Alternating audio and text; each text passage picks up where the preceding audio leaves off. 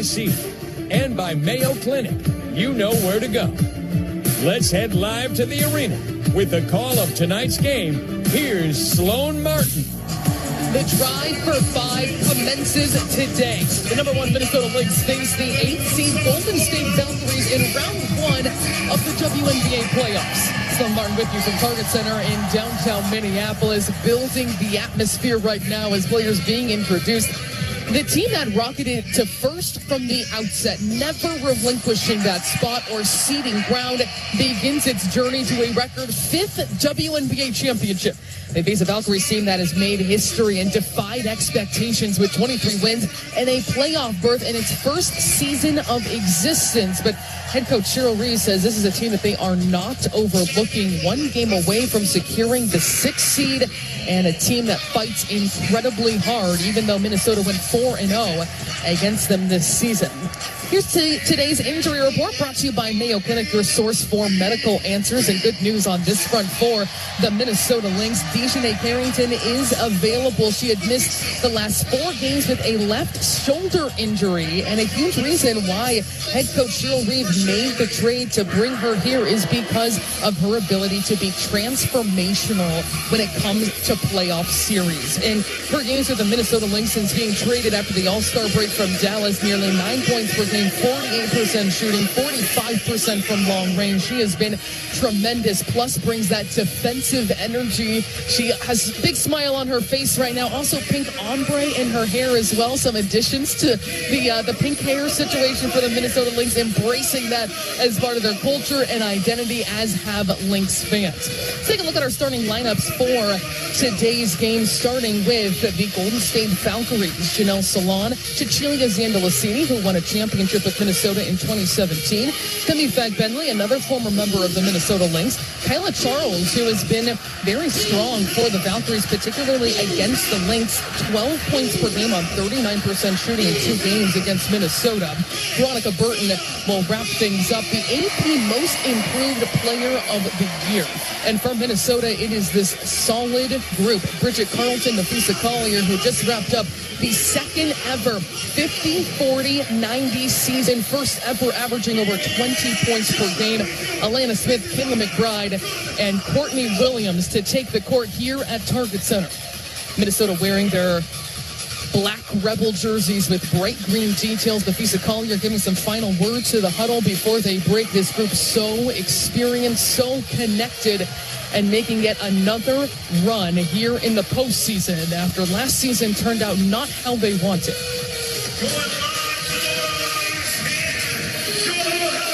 The Valkyries wearing white uniforms here, and their first ever historic playoff game, first ever expansion team to advance to the postseason, and we are about to get underway here at Target Center, round 1, game 1 of the WNBA playoffs as Minnesota tries to secure championship number 5 in franchise history.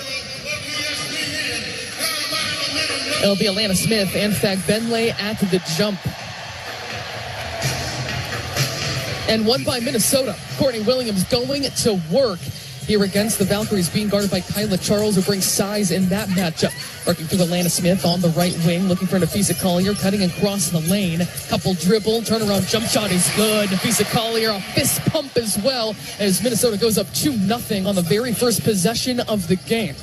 Now Golden State with the basketball now. They have scored under 75 points per game in all 4 matchups this season as Fagbenle a rip and go and finish from the high post against Alana Smith, using her speed to get this step and a strong finish inside. We are tied up at 2, about 35 seconds into this first quarter. McBride off the screen. She's able to move it deep into the corner. Nafisa Collier faces up from 3. That's too strong along the baseline, and the rebound secured by Cecilia Zandalicini. The Valkyries, one of the strongest rebounding teams in the WNBA. I believe it. A lot of grit, a lot of hearts, and that's just the start of the list of the similarities between these two teams. Mid-range is no good for Charles, and Minnesota secures the one-and-done possession there. Bridget Carleton now into the front court. She has a pink streak of hair in her head as well. Now Courtney Williams will move it to the opposite side. Nafisa Collier, 1 dribble pull-up, long-range 2, doesn't connect. Collier now 1 of 3 shooting to start this game after hitting her first, but getting a heavy dose here for the MVP candidate. 8:39 to play in the first quarter. Tied up at 2 between Minnesota and Golden State, two of the best defensive teams in the WNBA, 1 and 2 in opponent points per game. Xander Lassini, couple dribble pull up at the free throw line, does not fall. And this Golden State team that is amongst the worst shooting teams in the WNBA, starting out cold. Williams maneuvers. Nafisa Collier puts it on the deck, and she plows her way inside. She can't finish at the rim, and she's now missed 3 straight. Into the front court goes Veronica Burton, leaving it for Kyla Charles, going strong downhill, just too strong off glass, and Minnesota again secures the defensive rebound. In transition, Collier thought about a long 3. Instead, will hand it off to Bridget Carlton. Carlton gets 3, slices through, is met by Xander Lassini, and fouls. So free throws coming up here for Bridget Carlton, and that always means good things when Bridget Carlton is looking for her shot, looking to be aggressive early in games. And for Bridget Carlton, she has seen her numbers go down from 2024, coming off a 3.1 of 6 shooting effort most recently against Golden State. These two teams, as she knocks down the first free throw, met just on Thursday in the final game of the regular season right here at Target Center, so neither team had to travel anywhere. Really setting up a solid beginning to this postseason for both sides. Carlton goes 2 for 2, and Minnesota has the advantage 4-2 under 8 minutes to go before the second quarter. Charles will swing it, long 3 on the way by Burton, and she drains it. That touch, nothing going down. And the Golden State Valkyries, who lead the WNBA in 3-pointers per game, has their first. On Thursday, they were 3 for 27, an abysmal total for this team that also leads the W in attempts.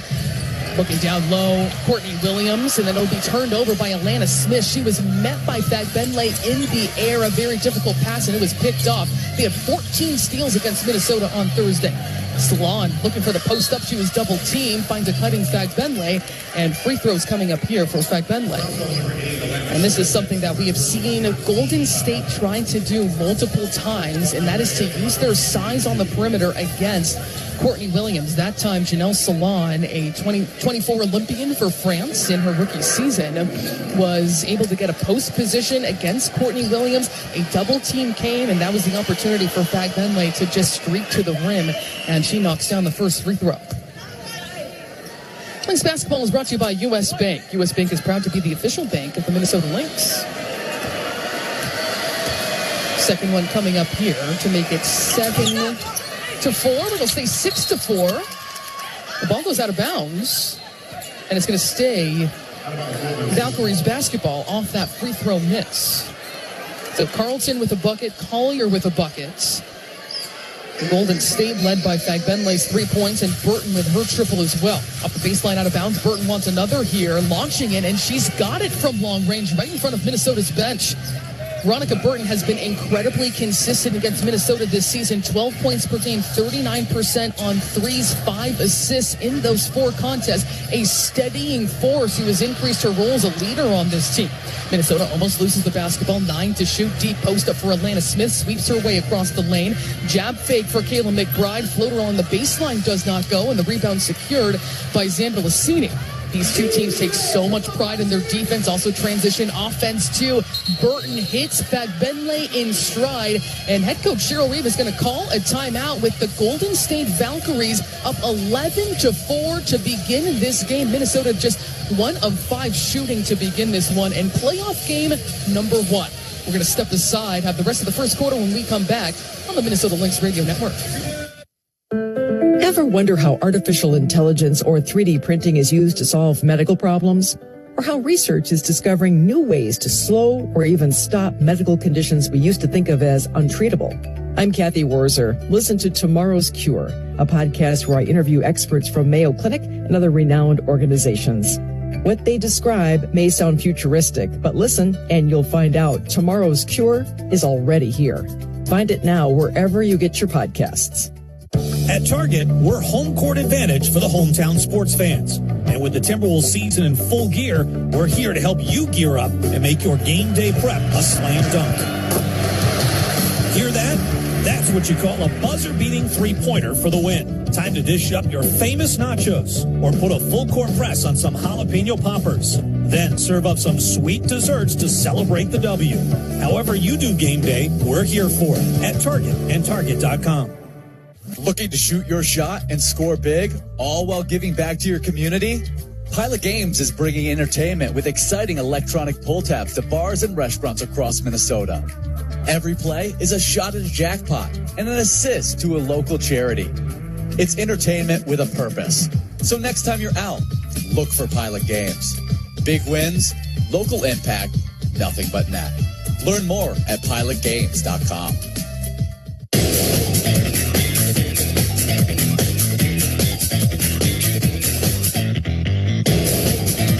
I mean, they're a really hard-working, scrappy team. I think it was like Mo Billings or Philip Jordan said it best. They are a team made up of 6 men, and like what are qualities of 6 men? Really hard-working, grind, 50-50 balls, things like that, and they all do that. So I expect them to come out and play their butts off, which is what they always do. And so it's going to be a good game. I mean, I don't expect it to be like tonight. I think it's going to be a fight, and so everyone's going to bring their A game, and that's what we plan to do, and I'm sure they plan to do the same. Napheesa Collier there after the last game against this Golden State Valkyries team to close out the regular season. Very prescient in her comments. Minnesota knew that this is a hard-working, fighting team in the Golden State Valkyries, and they have the lead 11-4, 6:36 to go in the first quarter. Minnesota on its heels a little bit here, needing to steady itself, especially offensively. They're just 1 of 5 shooting to start this game. Carleton with a couple of free throws. Napheesa Collier hit the first shot of the game, and they've gone 0 for 4 since then, while Golden State has a couple of triples. Golden State has been shooting just 25% from 3 against the Minnesota Lynx in 4 games this season. That is ice cold even for them. That is far from the most efficient shooting team. It's going to be Minnesota basketball out of the timeout and looking to right the ship right away. 6:30 to play before the second quarter. Courtney Williams jogs it over half court, directing traffic. She's looking for Bridget Carleton straight on, far beyond the three-point line. To the left side of the floor, Kayla McBride launches a 3. That's no good. Skying for the rebound. Xanda Lassini pokes it over to Burton, and it is Valkyries basketball after yet another stop. This is a gritty defensive team. Burton left open for 3, was looking for 3 in a row, just falls off the front of the iron. Minnesota not able to corral it. It comes out to Charles. She was battling for that loose ball. Couple dribble pull up Janelle Salon. That's halfway down and out. And then the defensive rebound by Bridget Carleton. Minnesota only allowed 12 second chance points despite 15 offensive rebounds by the Valkyries in that 4th and final game. And Alana Smith hits the deck. She is fouled. It looks like that's going to go on Kyla Charles as she was working off the screen. 11-4 is Minnesota's deficit in a quiet Target Center, feeling things out here in this first quarter.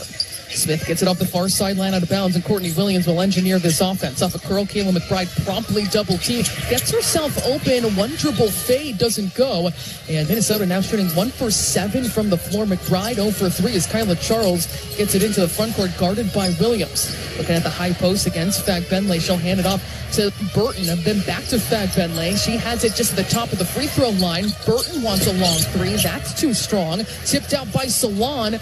Ball up for grabs, and Napheesa Collier able to control.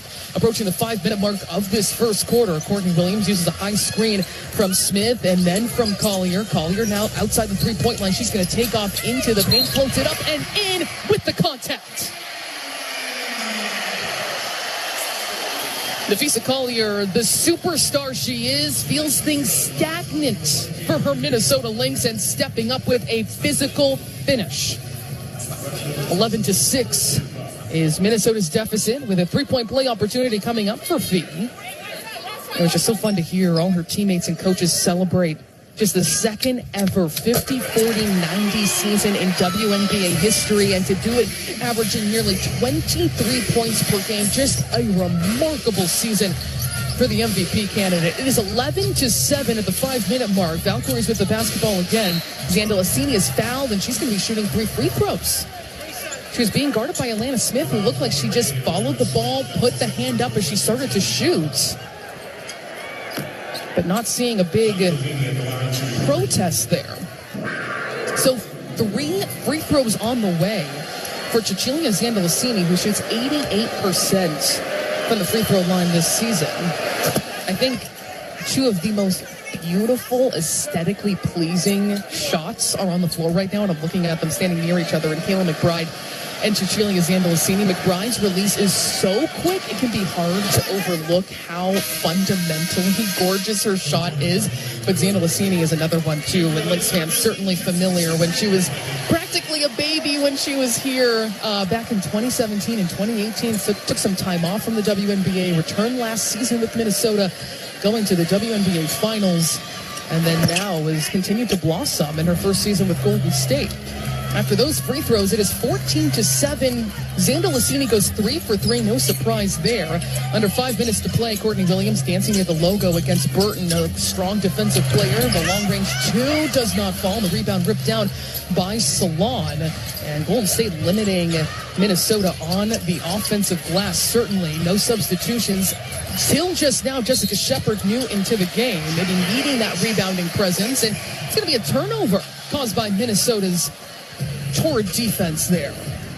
So back to Minnesota basketball, trailing by 7, 14-7. They've trailed by as many as 7 points where it stands right now, and looking to eat into this with this possession. And it's Williams using that, rejecting a high screen from Collier. She takes off to the rim, can't finish at close range as she just exploded with her dribble. And now Burton into the front court. 4 minutes remaining in this first quarter. Salon will launch a 3 and drain a 3. And for the Golden State Valkyries, they are 3 of 5 from long range. In Game 4 of the regular season series just on Thursday, they were 3 for 27. Certainly not a trend they could see continuing. McBride off a curl, the floater gets inside, and she finishes. 17-9 is the Valkyries' lead. Under 4 minutes to play in this first quarter here at Target Center. Round 1, Game 1 of the WNBA Finals. Burton surveying, and she's going to take off towards Shepard, drop it down into Fagbenle. Fagbenle delivers a blow, and she's going to be fouled on the reverse attempt. So free throws coming up here for Fagbenle, who is already 1 of 2 to start this game. You got Burton with 6 points, Fagbenle with 5 for Minnesota. Collier leading the way with 5, and 2 other teammates, McBride and Carlton, with 2 points apiece. 17-9 is the Valkyries' lead. And when you look this season at the Valkyries-Minnesota Lynx series, Minnesota has been outscoring the Valkyries over 4 games in the first quarter by about 4.5 points per game. It is their second best quarter behind the third quarter, which has been heavily in Minnesota's favor, though the Valkyries have been a stronger team in the second quarter of all those 4 games. Fagbenle goes 1 for 2. It is 18-9, largest deficit of this game. Natisha Heidemann slices her way through and unstuck to the rim. There has been no answer for opposing teams for Natisha Heidemann of late. 20-plus points in 4 of the last 5 games for the 6th Player of the Year candidate. Here's Salon letting it fly from 3. That's no good. And the rebound taken by Williams, trying to find some energy from this crowd. Williams taking Zandalicini off the dribble, has that poked away. It's stolen by Burton. She's a crafty defensive player, 3-time Big Ten Defensive Player of the Year at her time at Northwestern. She tries to sidestep her way through, is thwarted at the rim. Minnesota on the fast break now. Shepard all alone underneath. Good recovery by Fagbenle. 3 for McBride. She's got it. The crowd swelling here at Target Center. Minnesota within 4, 18-14, 2:40 to go in the first quarter. Burton waiting for a screen from Kate Martin. Weaves her way through. Long 2 on the way by Fagbenle, and that just falls through. 20-14 is the Golden State Valkyries, who come into this game. They know they have been doubted. They know they've been questioned. Even the roster construction was questioned. They have a lot of confidence coming in. Shepard darts her way into the paint. The floater just left short, but the offensive rebound, she does not come down and puts it back up and in for 2. Back to a 4-point game. 20-16 is Minnesota's deficit, methodically climbing back into what was at once a 10-point deficit. This Fagbenle off the roll. She's going to retreat against Jessica Shepard, working from the high post. Salon muscles her way inside against Collier, and that is good for 2 at the rim. 22-16 is the Valkyries' lead. 1:50 to go here in the first. Of Courtney Williams working for the right wing, watching this off-ball offense move. Both these teams value ball and player movement in their offense. Courtney Williams hesitates, drives, leaves it for Heidemann for three. No good that time, but right into the hands of Jessica Shepard, nearly an assist on that play. And Minnesota is back within 4. Shepard proving to be yet again a game changer for the Minnesota Lynx. 22-18, they trail. 1:20 on the clock as Burton tries to turn the corner. Can't convert on the left side, but a strong take by Burton. Exploding after that rebound, Courtney Williams stops on a dime, leaves it for Collier, who's been subdued in the last couple minutes of this first quarter. Takes off against Martin. Extra pass. Heidemann all kinds of time, but can't knock down the three. Poked out by Shepard right to Collier. It trickles away to Williams, and Williams is going to reset under a minute to go. Williams, the pick and pop, extra pass. They want it back to Heidemann for three. This time she cans it.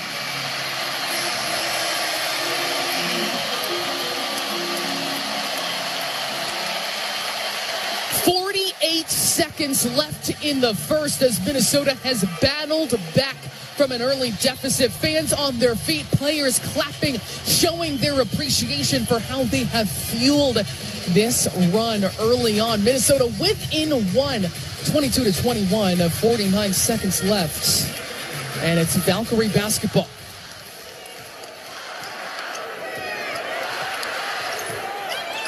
Burton gets it over half court. High screen from Fagbenle, 10 seconds to shoot. She will stop, leave it for Zambalacini for three, and she drains it. That is the fourth three of this first quarter for the Golden State Valkyries, who this season are shooting just 33% as a team. That is 11th in the WNBA. Heidemann with some trickery, gets herself to the rim. Excellent ball handling skills, but can't convert. Now shot clock is off, and 17 seconds to go in the first. Burton taking her time, has taken the reins of this team from the point guard position. Ultimate trust between her and her head coach first year, Natalie McCausey. Working through a screen, she'll draw the defense, leave it for Salon for three, and she's got another. 5 for 8 from long range is the Golden State Valkyries, and all of a sudden it is a 7-point lead, a response excellently executed by the Valkyries, and Minnesota trails after the first 10 minutes 28-21 in round 1, game 1 of the WNBA playoffs. We'll be back in a moment on the Minnesota Lynx Radio Network. The free iHeartRadio app is #1 for music, radio, and podcasts, all in one. Discover a new podcast from our library of over 350,000 titles. Here's an iHeartRadio podcast preview. Here's something pretty disturbing I discovered while researching this podcast. This is what it actually says on the Los Angeles Police Department website. The site states that the Adult Missing Persons Unit investigates 3,200 cases a month, and 70% of those missing people are found or returned voluntarily within 2 or 3 days. It goes on to explain, and I quote here, since being a missing person is not a crime, police are given a very limited role while conducting these types of investigations. At the bottom of the webpage, it gets more disturbing. There's a section titled, What If They Never Returned? And here's the official police advice. In such situations, you may want to enlist the services of a private investigator to assist in your search. If you can't afford a PI, the police elaborate, quote, another option would be to contact the Salvation Army, which has a missing persons locator program. There is not a single sentence on the LAPD website that would lead a loved one of a missing person to have any faith that the police would properly investigate it. What the LAPD is basically saying is, if someone you love goes missing, don't overreact. They'll probably turn up unless they don't, in which case you should get someone besides the police to look into it. All this is my way of saying, if the police took missing persons cases as seriously as they do, say, bank robberies, I wouldn't have had to do this podcast in the first place and end up chasing a violent criminal halfway around the country. I'm Neil Strauss, and you can hear the full story of To Live and Die in LA. Listen and follow this podcast for free on the iHeartRadio app. #1 for music, radio, and podcasts, all in one. Before U.S. Bank.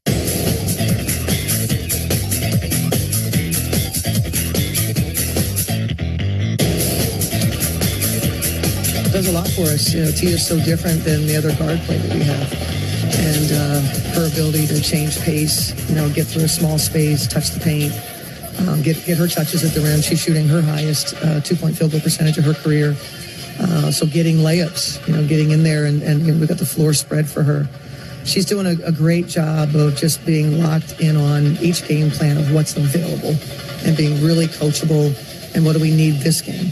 What do we need her to do in this situation?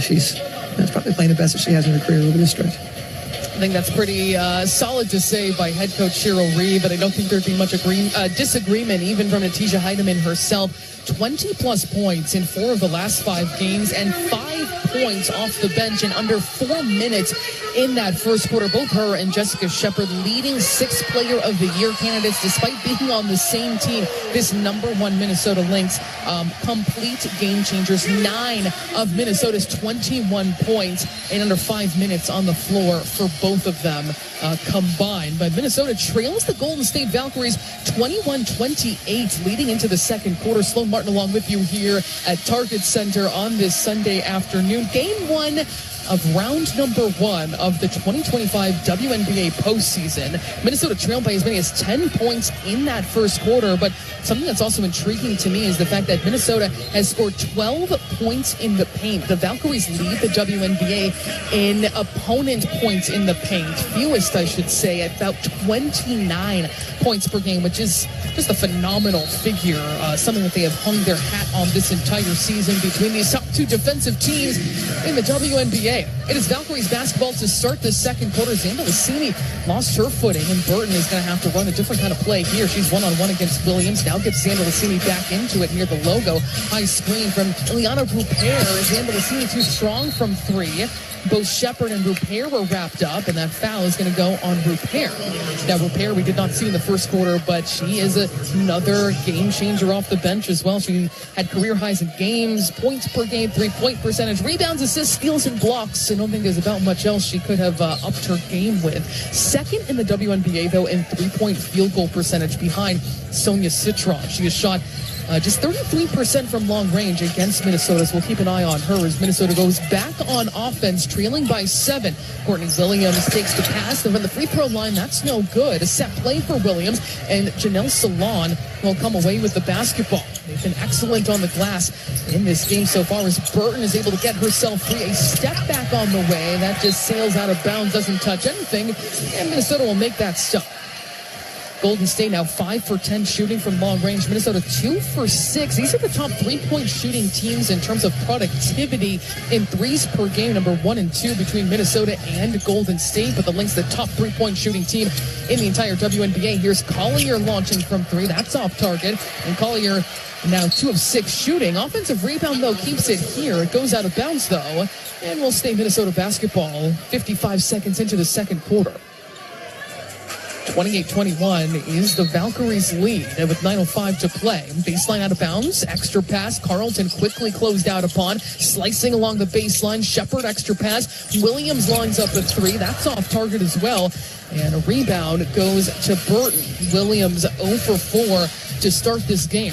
Kyla Charles going right at Heidemann will kick it out. Deep cross-court pass. Salon along the baseline against Nafisa Collier, the reigning defensive player of the year. And she completely walls her up.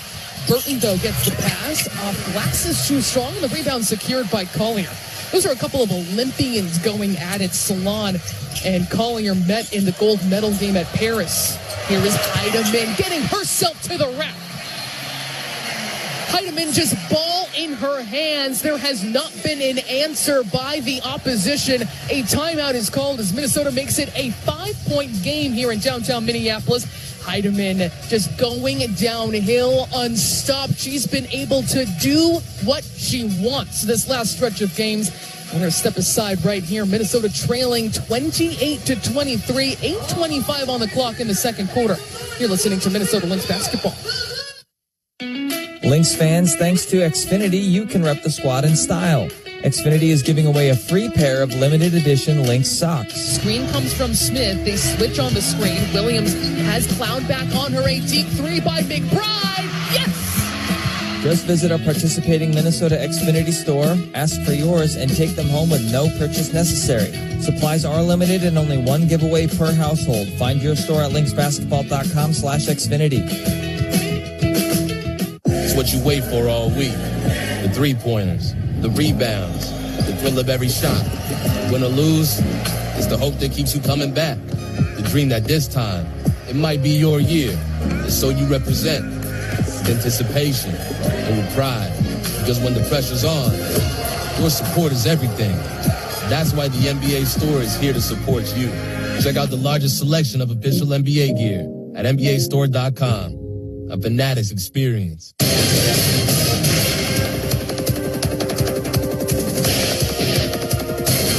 Alex Leibold with you in our WNBA Tonight studios for a scoreboard update. It is the first day of the WNBA playoffs, and that means all 8 teams are playing. We got 4 matchups on this Sunday afternoon into evening. The Indiana Fever at the number 6 seed finished their season at 24-20 and have won 3 straight. They head into Atlanta to face the Atlanta Dream, number 3 seed, finishing their season at 30-14. They've won 6 straight into this game. So both teams playing with some momentum. The Fever without Caitlin Clark. She is out for the rest of the season. Damaris Dantas is also out for the Fever, dealing with a concussion. One of the matchups, probably the best matchup of this series so far, the New York Liberty at number 5 have won 3 straight heading into the postseason. They face off against the number 4 Phoenix Mercury, who have lost 3 straight. These 2 teams share the same record as far as regular season goes at 27-17, but the Mercury are the hosts. They play at 4 p.m. The Mercury won that season series 3-1. The winner of that series gets the Lynx and the Valkyries. And the Seattle Storm later tonight, they are in Las Vegas against the Red Hot Aces team, who have won 16 straight games. Let's head back into the Target Center with Sloan Martin. Thanks, Alex. You bring up that series, New York and Phoenix. That is one that's very intriguing. I feel like 4 or 5 matchups just tend to carry that kind of intrigue, but that is one I could completely see going to 3 games to the maximum. And this is a reminder, the first round is best of 3. It is 1-1-1, so a guaranteed playoff game at home for the Golden State Valkyries. But unfortunately for that franchise, it won't be in San Francisco. There's actually an indoor tennis tournament that is occupying Chase Center. Clearly, not some forethought, thinking that this team would be making the playoffs, so they'll be competing in San Jose, home of the Sharks. As we're back underway after that timeout, Minnesota trailing by 5. It's Golden State Valkyries basketball. Getting to the rim is Burton. She can't convert. And a whistle is going to go, it looks like, on Kate Martin as that ball is loose. Or rather, it's going to go on Rupert. A couple players with their hands in the air. This refereeing crew, Tara Cruz, Jeff Wooten, Kevin Fahey, and Greta Gatling for the WNBA playoffs. Heidemann will bring it up over half court. Waits for a screen from Shepard, joined on the floor by Smith, Carlton, and McBride. Carlton organizing the team right now. 10 seconds to shoot. Working from the high post with Alana Smith. 8 seconds on the clock now. Heidemann gets to the free throw line. Darts in and out. Leaves it for Kayla McBride. Things have broken down. She launches the long range 2 and saves that possession by knocking it down. 7 points for Kayla McBride, leads every Lynx score, alongside Natisha Heidemann, who also has 7 herself. And Minnesota within 3, 28-25. Veronica Burton left wide open from 3, and she makes Minnesota pay. And for Veronica Burton, that is her 3rd three-pointer in 6 tries. She's got 9 points. Minnesota back on the offensive end. 7:20 to go before halftime, trailing 31-25. Heidemann goes to the left side of the floor. McBride looking straight on, trying to drive down low into Alana Smith. She can't finish with the contact, but 2 free throws coming up. That is going to go on Kyla Charles. And free throws here for Alana Smith. Hey, Lynx fans, become a 2026 Lynx member today, and you'll unlock access to tickets for every game and every round of the playoffs. Visit lynxbasketball.com/membership for more info. Either team started off this second quarter particularly well, as that free throw good for Smith. That right out of the gate before that timeout, it combined 1 for 7. But that timeout called by Golden State clearly did not like something that Coach Natase was seeing. So after 2 free throws, it is 31-27. Minnesota has had one lead this entire game. It was 2-0 on a bucket from Nafisa Collier. Kyla Charles trying to maneuver against McBride. Uses a high screen against Rupert. Minnesota switches. She'll kick it out to Burton. The lob inside to Rupert, who has a one-on-one matchup against McBride. She'll kick it out. Salon for three. That's halfway down and out. You can see the ball movement, player movement by the Golden State Valkyries. A very unselfish team. One of multiple parallels between these two squads this season. The pride they take in defense and how unselfish they are. On the baseline, Jessica Shepard barreling her way against Ileana Rupert. Muscles it up and in for two. She had no angle, no vision, but she came out on top with her power. That is now 13 combined points for Shepard and Heidemann in the sixth player of the year race. Off the bench from Minnesota, stepping up when things were looking somewhat stagnant in that first quarter. Kate Martin is going to get into the post. The turnaround jump shot does not fall. That ball goes out of bounds and will go back to Minnesota. And worth pointing out, too, that even though Jessica Shepard has been with the Minnesota Lynx since 2019, this is actually her first playoff game of her WNBA career. Did not play with Minnesota or any WNBA team last season. And just through bad timing, injuries that have popped up, this is the first time competing in the postseason for Shepard. She is meeting the moment right now, 3 of 4 shooting for her. Heidemann watching the off-ball movement, quick trigger, jump shot, no good for McBride, and 2 free throws coming up. And I think I could hear that scream and protest from Burton all the way up here at the radio perch. Clearly upset with that foul. And Coach Nakase has already started to talk about physicality between these two teams in this series. She said in that 4th game of the regular season, close out the regular season for both teams, she said we were whistled for 6 offensive fouls. Normally it's 1.9 per game, and we're kind of feeling out what this looks like for us in the postseason, pretty much going through it for the first time, certainly collectively as a team, as that first free throw is good for McBride. 5:54 to play before halftime. This free throw could tie the game for just the second time. McBride converts. 91% from the free throw line this season. And Minnesota tying it up at 31.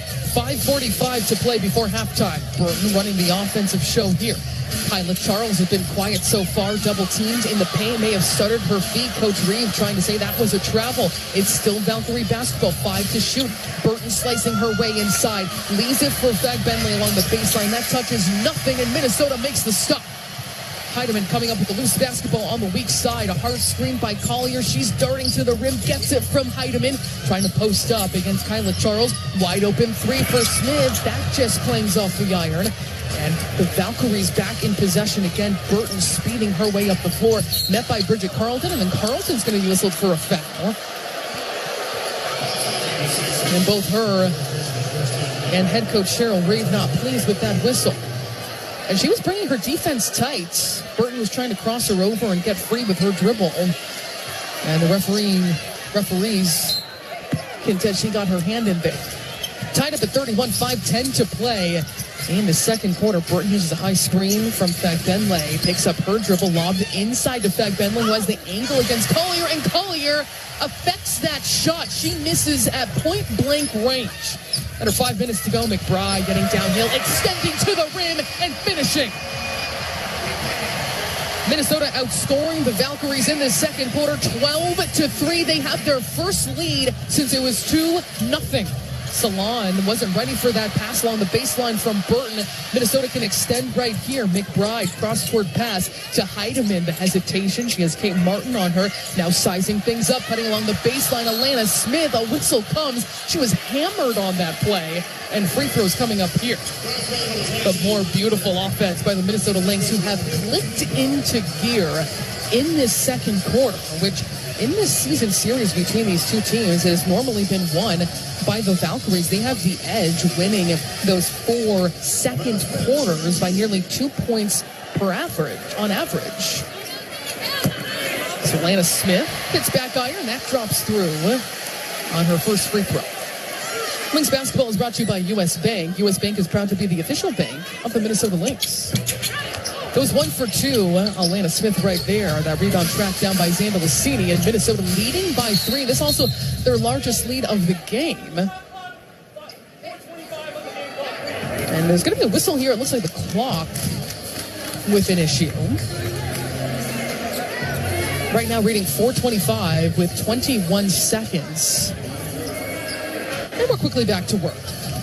Veronica Burton getting it over half court against Bridget Carlton. Coach Reeve using some size against Veronica Burton, who's the leading scorer for the Valkyries with 9 points. Getting free underneath is Fag Bentley, and more scoring in the paint by the Golden State Valkyries. They're within 34-33. Fag Bentley now the leader with 10 points on 4 of 6 shooting on the receiving end of a lot of solid passes by her Valkyries teammates. The deflection by Xanda Lassini into the bench is going to keep it Minnesota basketball, but that was another thing that Coach Reeve has really honed in on. She said they had nearly 24 deflections against us in that game 4. They're a very active team, and we have to match their activity, especially when it comes to those gaps.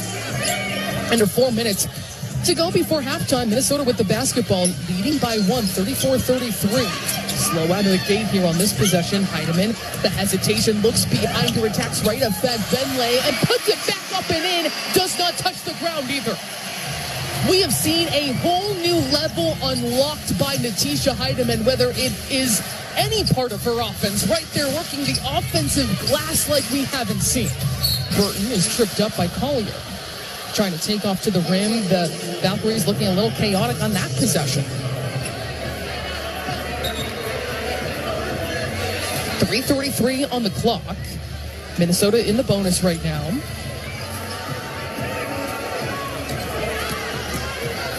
Minnesota with 2 team fouls. Sideline out of bounds coming up. Salon may have been held up, but Alana Smith is going to come up with the loose ball, barrel her way to the rim, and finish. A 3-point play opportunity coming up for Alana Smith, going 75 feet.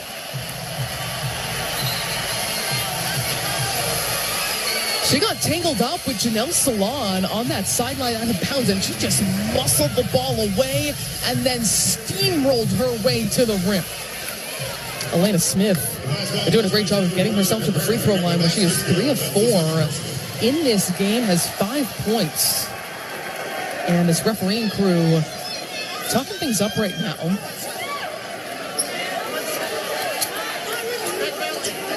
Not privy to that conversation, but there should be one free throw coming up for Smith for a 3-point play, and she airballs it. Wiping off her hands. Just got to shake that one off. Minnesota with its largest lead of the game, 38-33, 3:30 to go in this first half. It is Valkyrie basketball.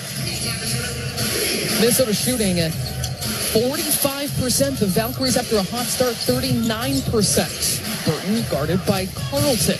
Burton gets to the elbow, will kick it out to Salon. Physical defense, but played by Nafisa Collier. She hands it off to Xanda Lassini. Minnesota switches. Xanda Lassini driving on Collier, and she will convert at the rim, just getting the step, then snatches it away, but no other teammate with her as she throws it from out of bounds. It was strong effort defensively, but Minnesota is securing the possession here. Collier takes a bump and finishes on the jet. We know this is going to be a physical series between these two teams. Nafisa Collier got hit and then just stepped back to knock it down for about 12 feet. Heidemann in pursuit of the basketball against Kate Martin, who tumbles over her, a somersault over to Tisha Heidemann, but she is going to be whistled for the foul. We are seeing all-out effort here as a timeout is called. 2:42 remaining in the first half. 40-35 is Minnesota's lead after trailing by as many as 10 points in this first half. We'll be back in just a moment on the Minnesota Lynx Radio Network. The free iHeartRadio app is #1 for music, radio, and podcasts, all in one. Discover a new podcast from our library of over 350,000 titles. Here's an iHeartRadio podcast preview. I'm Drew Iden. And I'm Barbara McDonald. And we are the hosts of the new podcast from HLN, Down the Hill, The Delphi Murders. And Barb, I think, it's important for us to kind of tell the folks that are going to be listening to this podcast, the real goal here is to tell the story of this horrible, horrible thing that happened in Delphi and do it through the voices and the people of the town, of the community, and really give a sense of what it was like to live through such a horrible, horrible crime. And you're going to hear from friends and family members of both Abigail Williams and Liberty German, who were murdered in 2017, and it's still unsolved. And it should also be noted that over the course of this podcast, we're not going to try to solve this crime. That is for the authorities to do. But what we're going to do is try to make some sense of it, because there's a lot of layers here.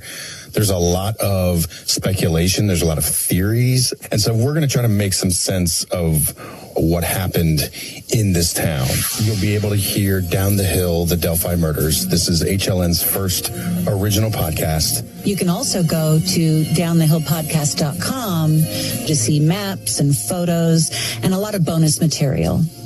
Listen and follow this podcast for free on the iHeartRadio app. #1 for music, radio, and podcasts all in one. I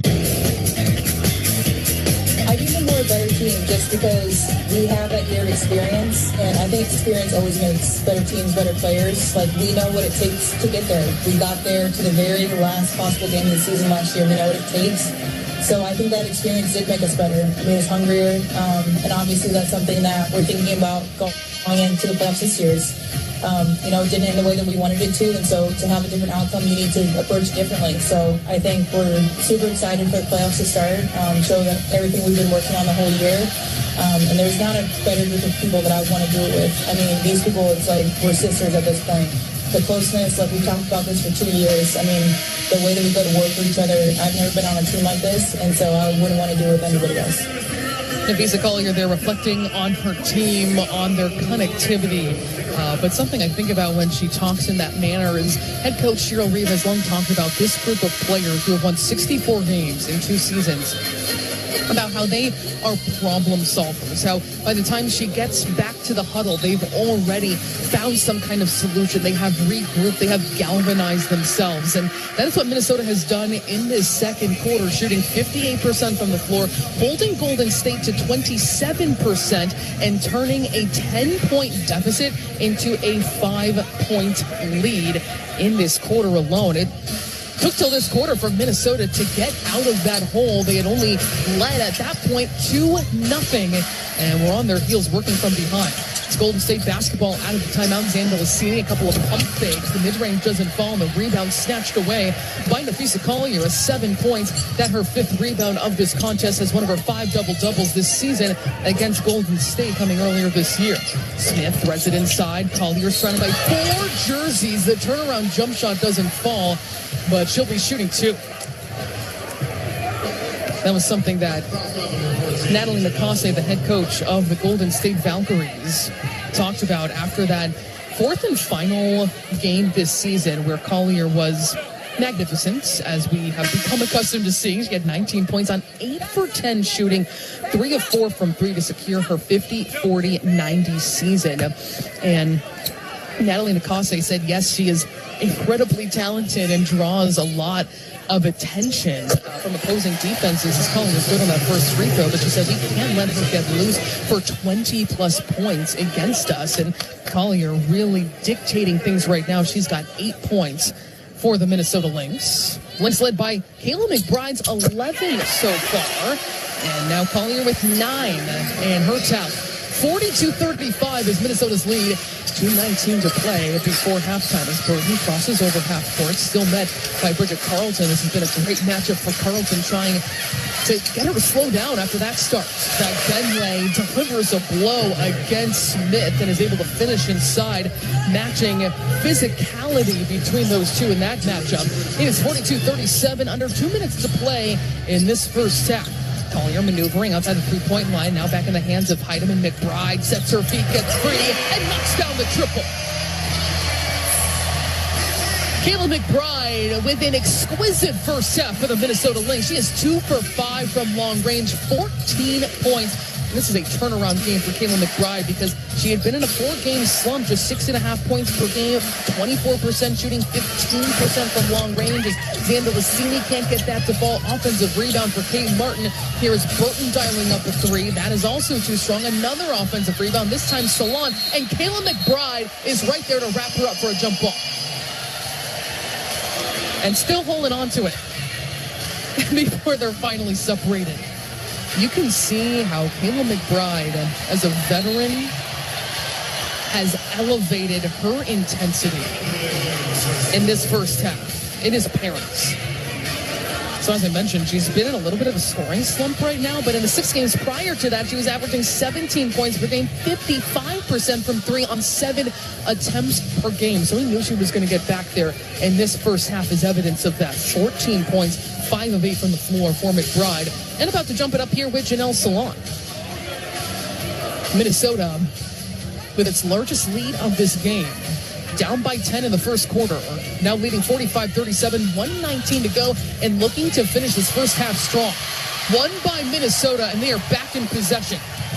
Down low from Heidemann into Collier, almost the three-point play. She threw her hands up, knew that this place would blow the roof off if she converted.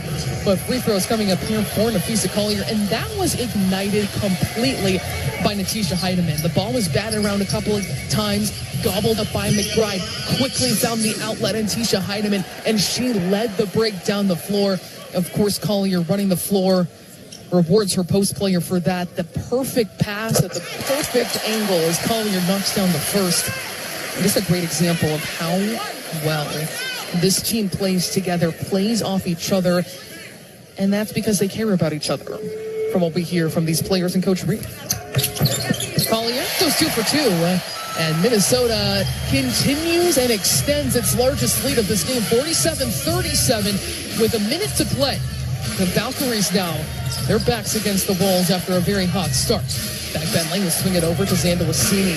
Her third game back after a calf injury, stopped by McBride. McBride, very physical defense, a well-contested shot by Xanda Lassini. You just got to tip your hat to that kind of play. She knocks it down from the free throw line in a very physical matchup. And Napheesa Collier is going to get called for an offensive foul as she was trying to set that screen. So it will be Golden State basketball. That's just her first. When it comes to the foul situation, Atlanta Smith has 2. No one else has more than 1. 47-39 is Minnesota's advantage. 45 seconds on the clock. Xanda Lassini wants it. Now in the hands of Fag Bentley. They're not able to get that handoff. Great defense by Kayla McBride. Burton not able to get downhill against Carlson. She forces her way inside. Is going to turn it over. Atlanta Smith battling for it. Gets it out to Heidemann. Minnesota with a 3-on-2, but Heidemann will go right at Martin. Leaves it short, but there's going to be a whistle that came a little bit late. She went right into the chest of Kate Martin. I don't think she stayed vertical on that play. So that is going to go on Kate Martin.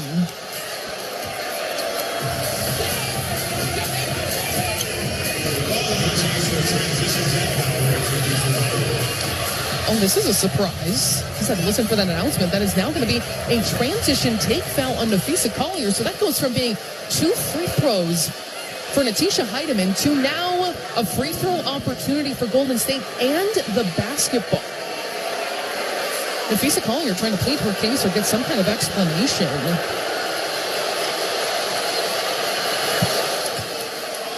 But Jeff Wooten there making the call. It is now a 7-point game. And it is still Valkyries basketball. 47-40. Shot clock is off. 21.9 seconds left before the halftime break. And into Burton, who's going to take her time and try and get a solid final shot for her squad, leading as the point guard. Bridget Carlton has been physical, bodying her up chest to chest. She has it near the logo right now.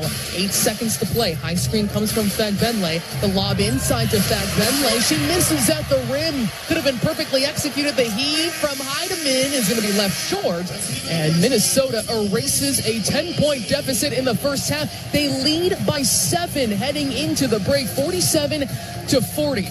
Alex Leibold is going to take it from here and get you up to date on everything happening around the WNBA. A look at this first half as well. That's coming up along with my interview, first of 2 parts with Courtney Williams. You never want to miss that. That's coming up here on the Minnesota Lynx Radio Network. The free iHeartRadio app is #1 for music, radio, and podcasts, all in one. Discover a new podcast from our library of over 350,000 titles. Here's an iHeartRadio podcast preview. In March of 2005, financier Jeffrey Epstein is at a charity benefit in New York City. Wall Street titans are in attendance. Rod Stewart is booked to perform. In a photo taken that night, Epstein has his arm around a woman, pulling her head toward his so that his smirking lips graze her temple. Epstein is tan and relaxed, and he looks like he doesn't have a care in the world. On that same day, 1,200 miles south, a 14-year-old girl in Palm Beach, Florida, gives a statement to the police that will launch an investigation. But maybe Epstein is right not to be worried. Nobody cared what these women had to say. Their insights were ignored as the feds and then the state made this case go away. Mr. Epstein should have been looking at a potential sentence of 360 years at a minimum. But that's not what happened, because there was a power dynamic here, wasn't there? The recent charges against Jeffrey Epstein have brought down a cabinet member and tarnished the reputations of billionaires and elite universities. Here is a group of people, and I got to say mostly men, who talk a great deal about changing the world, but are fundamentally functioning as a cartel. A very simple question. Who is Jeffrey Epstein? Who is Jeffrey Epstein? Who is in his inner circle? The mystery of Jeffrey Epstein's wealth has never been clarified. He started out as a Dalton teacher, right? A teacher at the private school in Manhattan. From Wondery, the company behind Dirty John and The Shrink Next Door, comes the mysterious Mr. Epstein. Listen and follow this podcast for free on the iHeartRadio app. #1 for music, radio, and podcasts, all in one.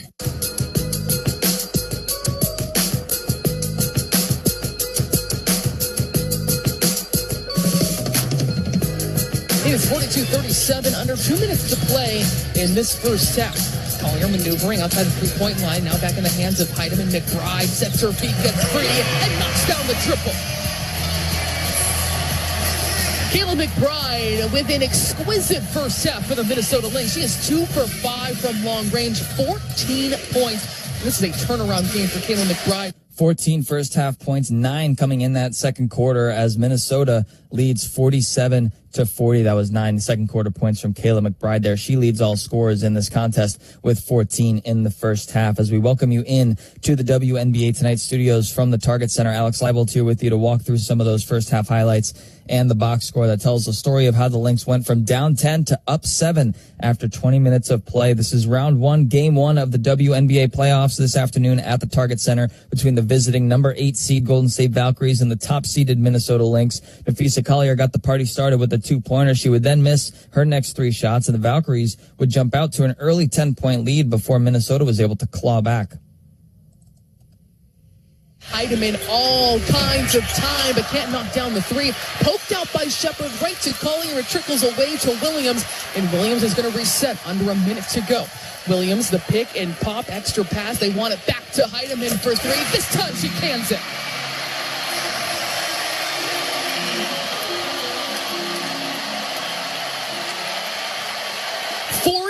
Seconds left in the first as Minnesota has battled back from an early deficit. Fans on their feet, players clapping, showing their appreciation for how they have fueled this run early on. Minnesota within 1. Minnesota gets themselves within 1 thanks to Natisha Heidemann, who's playing the best ball of her career lately. 4 20-point games in her last 5 contests, but the Valkyries responded in those final 48 seconds of the first with back-to-back triples to put Minnesota back down 7 points after just 10 minutes of play. The Valkyries shot 50% in that first frame, 5 of 8 from 3-point range, and it's significant because on Thursday in the season finale against this same team, the Valkyries were 3 for 27 from long range, so they found a bit of a recipe on sinking those shots in those few days off. The Lynx shooting 8 of 20 from the field in the first quarter, 2 of 6 from long range, and they were behind 28-21 after 1 quarter of play, but on the comeback trail were the Minnesota Lynx, and they were able to climb that mountain and get back in front. Horton uses a high screen from Fagbenle, picks up her dribble, lobbed inside to Fagbenle, who has the angle against Collier, and Collier affects that shot. She misses at point-blank range. Under 5 minutes to go, McBride getting downhill, extending to the rim and finishing.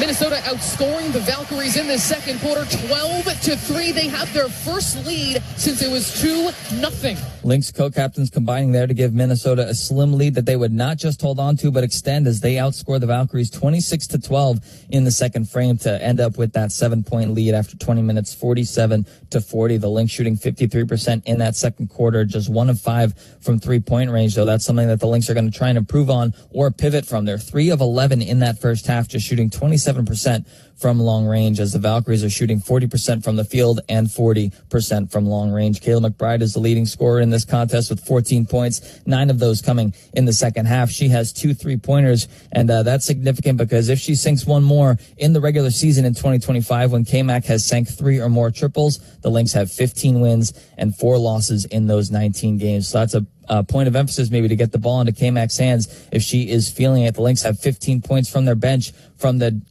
deadly duo of Natisha Heidemann and Jessica Shepard. T has 9 points in the first half with 3 assists. Jessica Shepard 6 points with 4 rebounds, 2 coming on the offensive side. Napheesa Collier has 11 points with 5 rebounds, an assist, and a steal to her name as the Lynx lead by 7 after 20 minutes of play, 47-40. The Lynx are winning the rebound battle and scoring more points in the paint. They would like to score more points off of turnovers, though. They've forced 6 turnovers and have only scored 7 points off of that. But those 7 points help the Lynx out to a 7-point lead, 47-40 after 20 minutes of play. We're going to step aside for a quick break, but when we return, we have a practice report between Sloan Martin and Courtney Williams coming your way on the Minnesota Lynx Radio Network.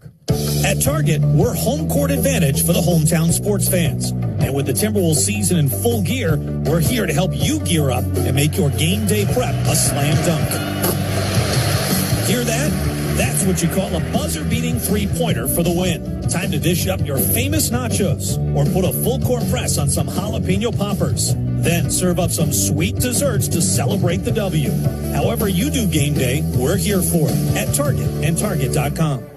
It's what you wait for all week. The 3-pointers, the rebounds, the thrill of every shot.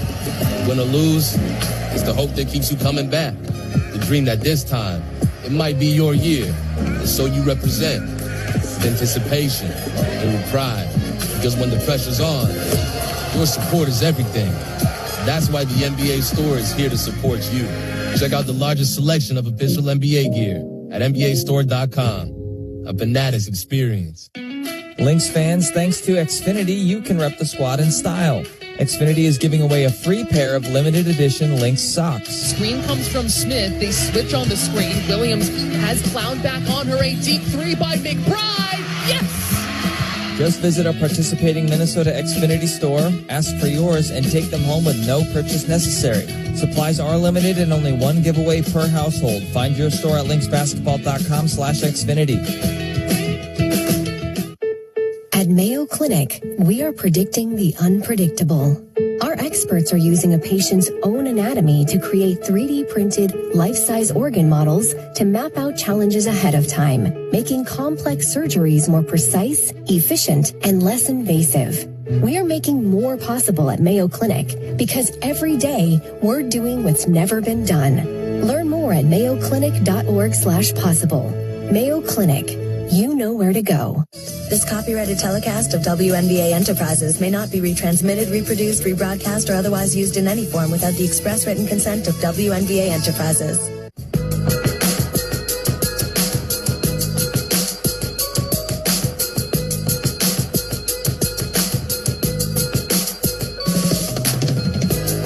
Lynx leading at the break 47-40 thanks to 40 combined points from Napheesa Collier, Kayla McBride, Jessica Shepard, and Natisha Heidemann. It's been a slow start for Courtney Williams in 12 minutes. She's 0 for 4 from the field, but that's okay with her as long as Natisha Heidemann, her fellow point guard and studbud partner, is providing the slack. And Courtney Williams spoke with Sloan Martin yesterday at Lynx practice leading up to this playoff performance for today's practice report. Let's tune in.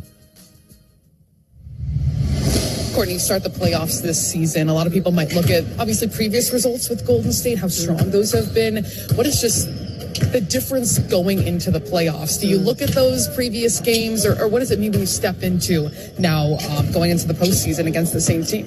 I mean, I think you look at those games as like a base foundation. The reality is you can't change the team that you are, right? So I think you just make those adjustments. Everybody's going to the drawing table, but man, the playoffs is a different type of monster, right? Like, you can't walk into the playoffs thinking it is going to be like their regular season energy, because it's just not. Everything is a lot more intense. Everything is a lot more locked in on the small little details. So I think we came in, made some great adjustments, and we're excited to battle it out. We know they ain't no soft team. We know they ain't going to just hand it to us. So we got to be ready to go to war. I was just going to ask you about that, too, when you practice and you can look at such granular details about certain matchups and certain motions that, the opposing team is going to be able to do. Also, with the advantage of having played the Valkyries 2 times in the last, week plus, how does that make you feel prepared stepping in to really look at those details? I mean, our coaching staff does a great job of making us hone in on those things, right? Whether it be a play call, whether it be a player's tendencies, right? Like, these are the little things that you got to lock in on that can win you a possession, that could potentially win you the game, right? So I think that's our main focus right now, just making sure we honing in on every possession. We want to win every possession. How are things elevated for the playoffs? Is it things in your back pocket as a team that maybe you're showing for the first time? Is it a different kind of mentality, intensity, or all the above? I think it's just the intensity of it all, right? Like it's like every single possession you don't want to take off. You can't take off. Right, because that could be the difference between winning and losing. And I think in the playoffs, you feel that and you understand that. So I think that's where that energy is insane. When you look at Golden State in particular, what are some things you maybe take from those 4 matchups this season? They've all been strong victories. You've held them under 75 points all 4 times. But what are some maybe things that you're honing in on for this matchup in this series? I think just locking in on personnel. I think it gets to a point where it's like you guys just go out there and play, man. So when you get out there, it's not about the coverages and what we run. When you get to the playoffs, it's about playing like who can win their matchup, right? Who can win that possession. So for me personally, like I said, just locking in on their tendencies, making sure, if I do get cross-matched, I understand what that player wants to do, and, playing a game of chess.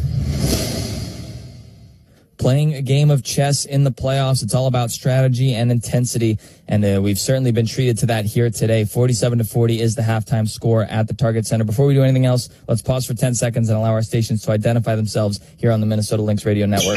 Hear every Minnesota Timberwolves game this season on the all-new Timberwolves channel, here on the iHeartRadio app. From down 10 to up 7, the Minnesota Lynx are up 47-40 after 20 minutes of play of Game 1 of Round 1 of the WNBA playoffs. We've got second half action coming your way with Sloan Martin on the call right after this on the Minnesota Lynx Radio Network. Wolves fans, it's time to get your tickets for Timberwolves basketball. Be in the building for the next jaw-dropping Anthony Edwards moment. Nas with it off to hand, drives in and hammers it through with the right hand. Plus, can't miss rivalries, theme nights, and giveaways fans line up early for. And every game is a night to remember. Oh, the energy in the building right now is through the roof. Get your tickets now at Timberwolves.com/single.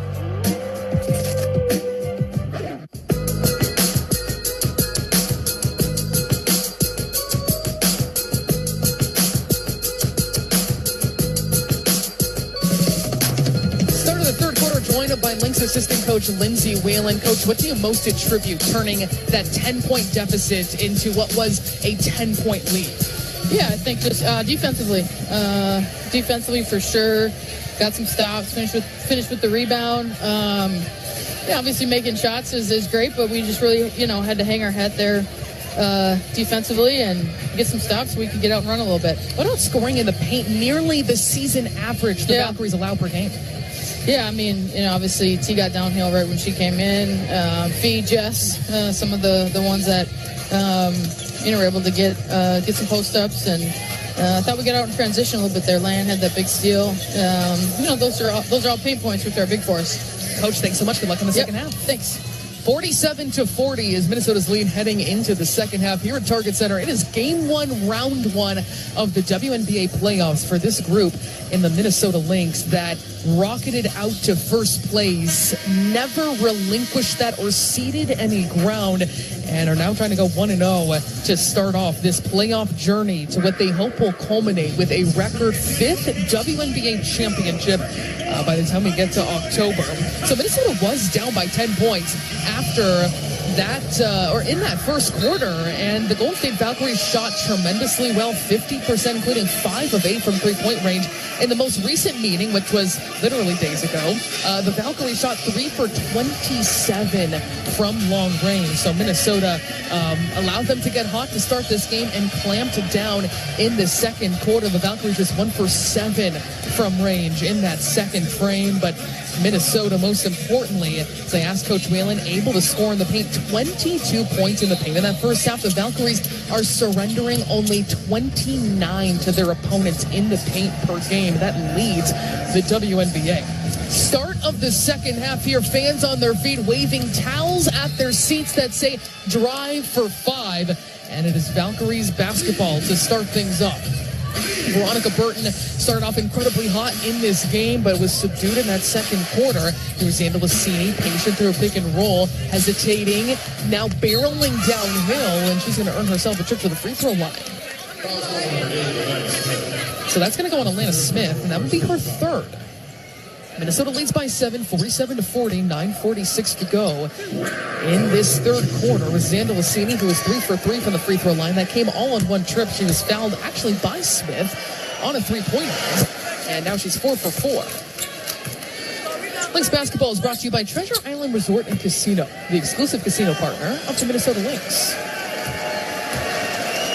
One more here for Xander Lassini. On the floor for Minnesota, same starting group with McBride, who led all scorers with 14 points in that first half. Williams, Collier, Smith, and Carlton right out of the gates. Carlton with the basketball right now to the right wing. Smith giving a look inside, tight defense by Janelle Salon, and Salon is going to foul her. Or was that, no, it's actually on Fagbenle, who was trying to prevent Nafisa Collier from getting post-up position as she came from the opposite side of the court, bolted to the opposite block, and was demanding the basketball. In fact, Benley just a hair behind. Far sideline out of bounds coming up for Minnesota and Carlton. It is a 5-point lead, 47-42.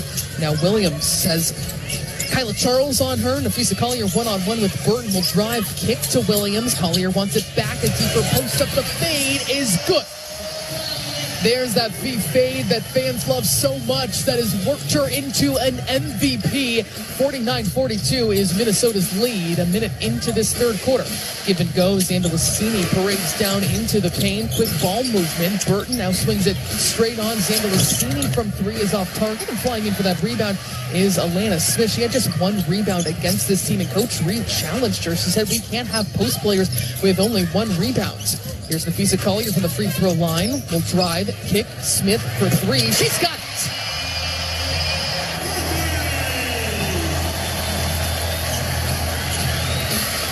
(52-42), and Minnesota has equaled its largest lead of the game. Alana Smith, her first triple. She's got 8 points in the passing lane. Courtney Williams streaking up the floor, extends to the rim. Count it.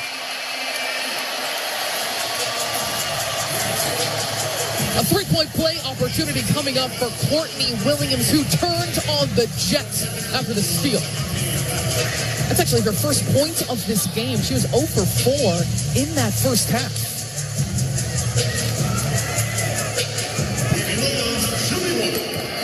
One free throw coming up here for Courtney Williams. Minnesota led by McBride, 14 points, Collier's 13. They are a collective 13 for 15 from the free throw line. The Valkyries 8 for 10. It is 55-42, largest lead of the game for the Lynx, who trailed by 10 in the first half. Kyla Charles backing down, trying to bully Courtney Williams. Fade, no good. It was way too strong off glass, nowhere close. And now Bridget Carlton comes away with the basketball. Courtney Williams will swing it over deep in the corner. Alana Smith gets the stab, was looking for a pass, but she was tripped up. And it will still remain Minnesota basketball. Timeout called by Natalie Nakase, the head coach of the Golden State Valkyries, with Minnesota opening up its largest lead of the game, 55-42, with 8 minutes to play in the third quarter. We'll be back in just a moment on the Minnesota Lynx Radio Network. And we are joined now with Dr. Dan Childs, medical oncologist at Mayo Clinic Comprehensive Cancer Center. Dr. Childs, I read recently that about 1 in 8 men will be diagnosed with prostate cancer during their lifetime. Is that accurate? Cal, that's true. This is a very common disease, and screening is key. We want to catch this cancer early, and we want to cure it. And how do you decide on the best treatment? First, it's important to determine how aggressive the cancer is and whether it's spread to other areas of the body. Now, to do this, we use a combination of blood tests, biopsies, genetic testing, and state-of-the-art advanced imaging to understand more about the cancer's behavior. Now, after we have that information, we talk with our patient about what their treatment options are. It's really interesting. And you mentioned the treatment options. As it pertains to those, treatment of advanced prostate cancer, how have things changed and evolved over the years? Well, historically, there were a limited number of treatment options beyond chemotherapy. However, today at Mayo Clinic, we're using new hormone therapies, targeted treatments based on a cancer's unique genetic profile, immunotherapies, and even highly effective radioactive medications that can precisely target the cancer cells while largely sparing the rest of the body. Now, these treatments help our patients live longer, and they make them feel better. Well, we thank you, Dr. Childs, for your time and knowledge. And for more information on Dr. Childs and the incredible work that is being done at Mayo Clinic Comprehensive Cancer Center, visit mayoclinic.org/possible.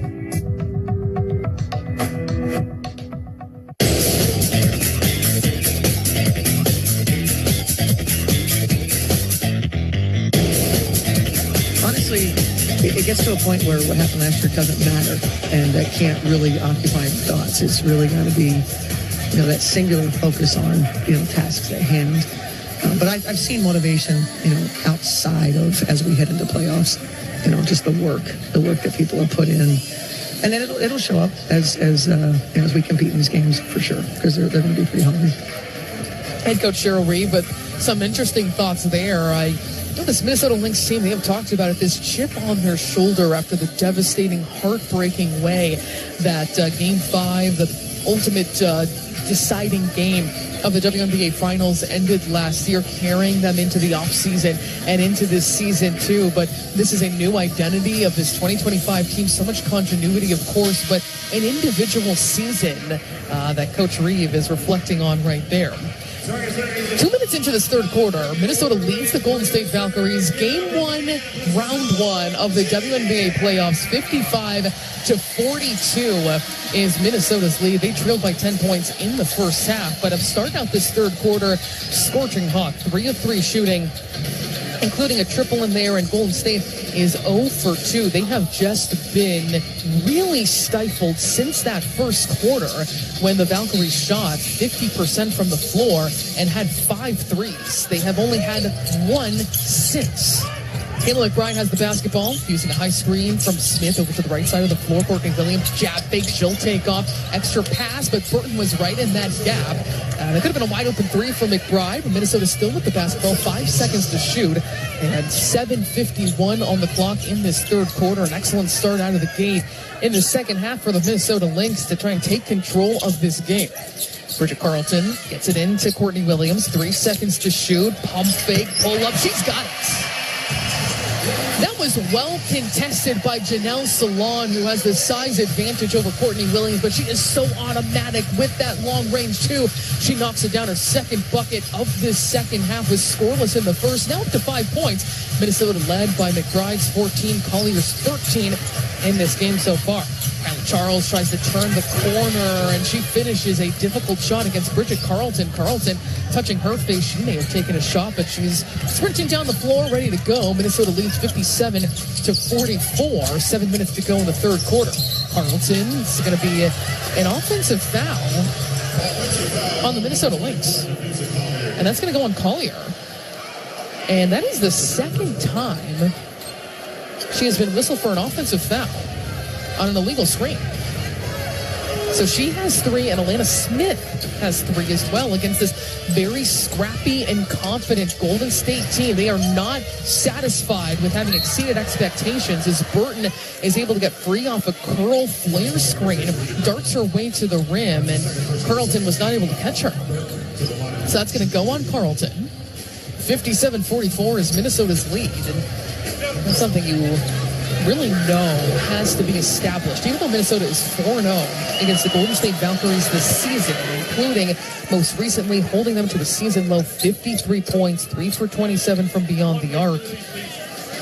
Minnesota knows that this is a scrappy and well-coached team. That's in the words of Coach Reeve, who came into this game, or I should say after the last game, she said, they did some things well, we were bad in others. She said, this is a well-coached team that will absolutely exploit the hell out of weaknesses. We have to make sure to clean up the hustle areas, so you cannot get lax against this team. Here is Collier dialing up a three. She cans it.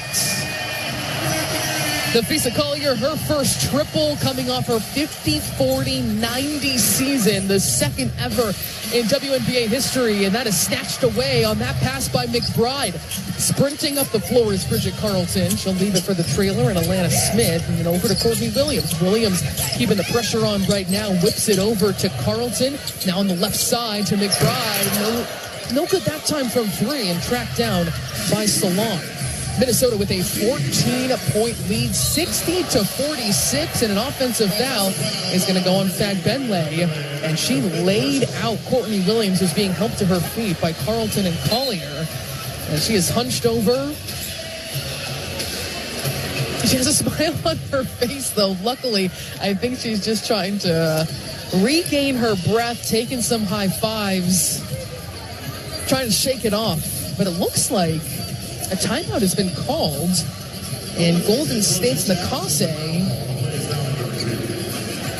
if she's going to, I'm not sure if she's using her review or if this play is maybe just under referee review. There's 6:11 on the clock, Minnesota leading 60-46 here at Target Center. First game of round one of the playoffs. So this is a coach's challenge now, brought by Natalie Nakase, and this was what she was talking about coming into this game, and I mentioned her quotes where she said, the last game against Minnesota, we were whistled for 6 offensive fouls, and that is just lost possession. So that, lines up with why Nakase would want to use this right here. So she says, we're trying to feel out how things are being called against this particular team with the Minnesota Lynx. So this play currently under review right now, with Minnesota leading 60-46. Playoff basketball officially back at Target Center. Be in the building as the Lynx push for a WNBA record 5th championship. Don't miss out on the electric atmosphere. There is still time to join the Drive for 5 and get your playoff tickets at lynxbasketball.com/playoffs. So this last play was called an offensive foul on Tammy Fagbenle, an illegal screen where she basically laid out Courtney Williams.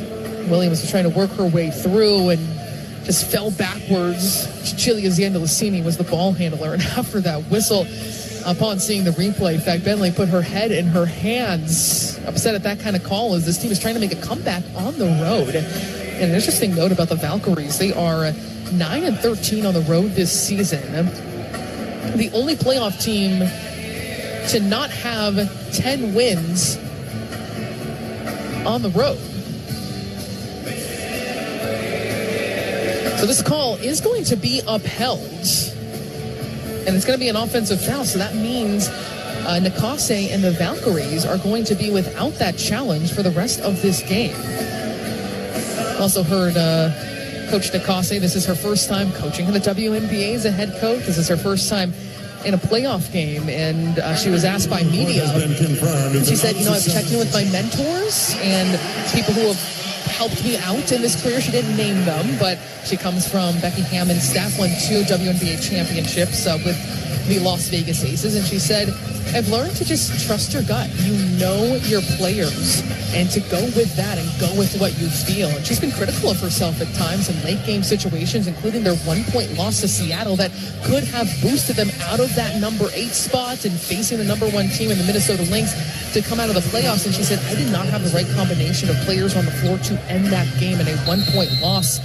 So she is someone who is certainly self-critical, self-reflective as well. So she's going to be out of the challenge right here for the rest of this game. 60-46 is Minnesota's lead. 6 minutes to go before the fourth quarter. Looking inside, Napheesa Collier that was poked away from behind by Veronica Burton. She was almost going to be buried there by Collier. There's no whistle there, even though Collier hit the floor.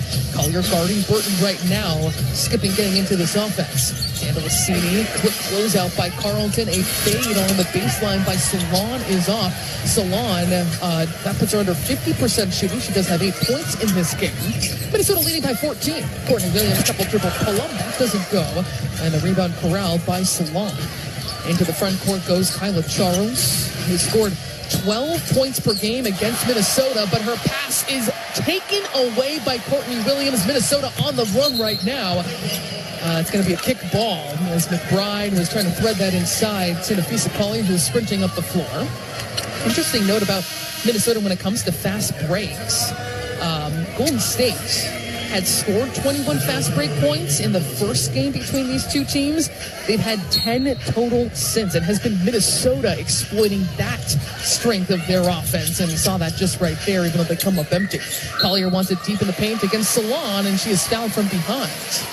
That is never a good combination, is just being stuck right behind Nafisa Collier. It is hard to deny her the ball, certainly, especially with the passers that Minnesota has on the perimeter.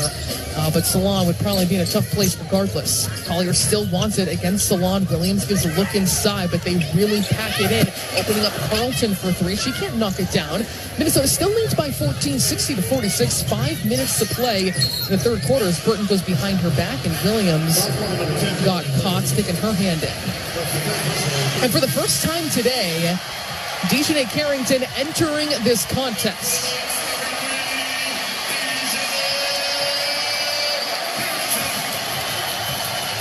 The crowd delighted at that, on their feet, waving their towels.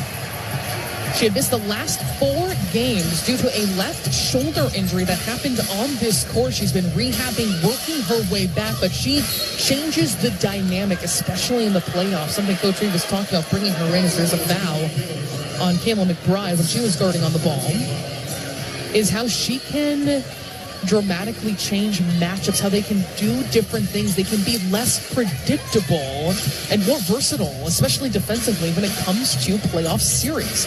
Xander Lassini, a great closeout by McBride. Minnesota has been so solid in contesting shots by this team. Xander Lassini, though, shoots over McBride. She's fouled, and McBride throws her arms down. She's upset at that call. She thought that she had her bottled up when she forced her into a contested fadeaway mid-range shot. And it really did look like there she might have stayed straight up. I don't even know if she got contact on the forearm. So more free throws here for Xander Lassini, 5 for 5 today. Now 6 for 6. Hey, Lynx fans, become a 2026 Lynx member today, and you'll unlock access to tickets for every game and every round of the playoffs. Visit lynxbasketball.com/memberships for more info.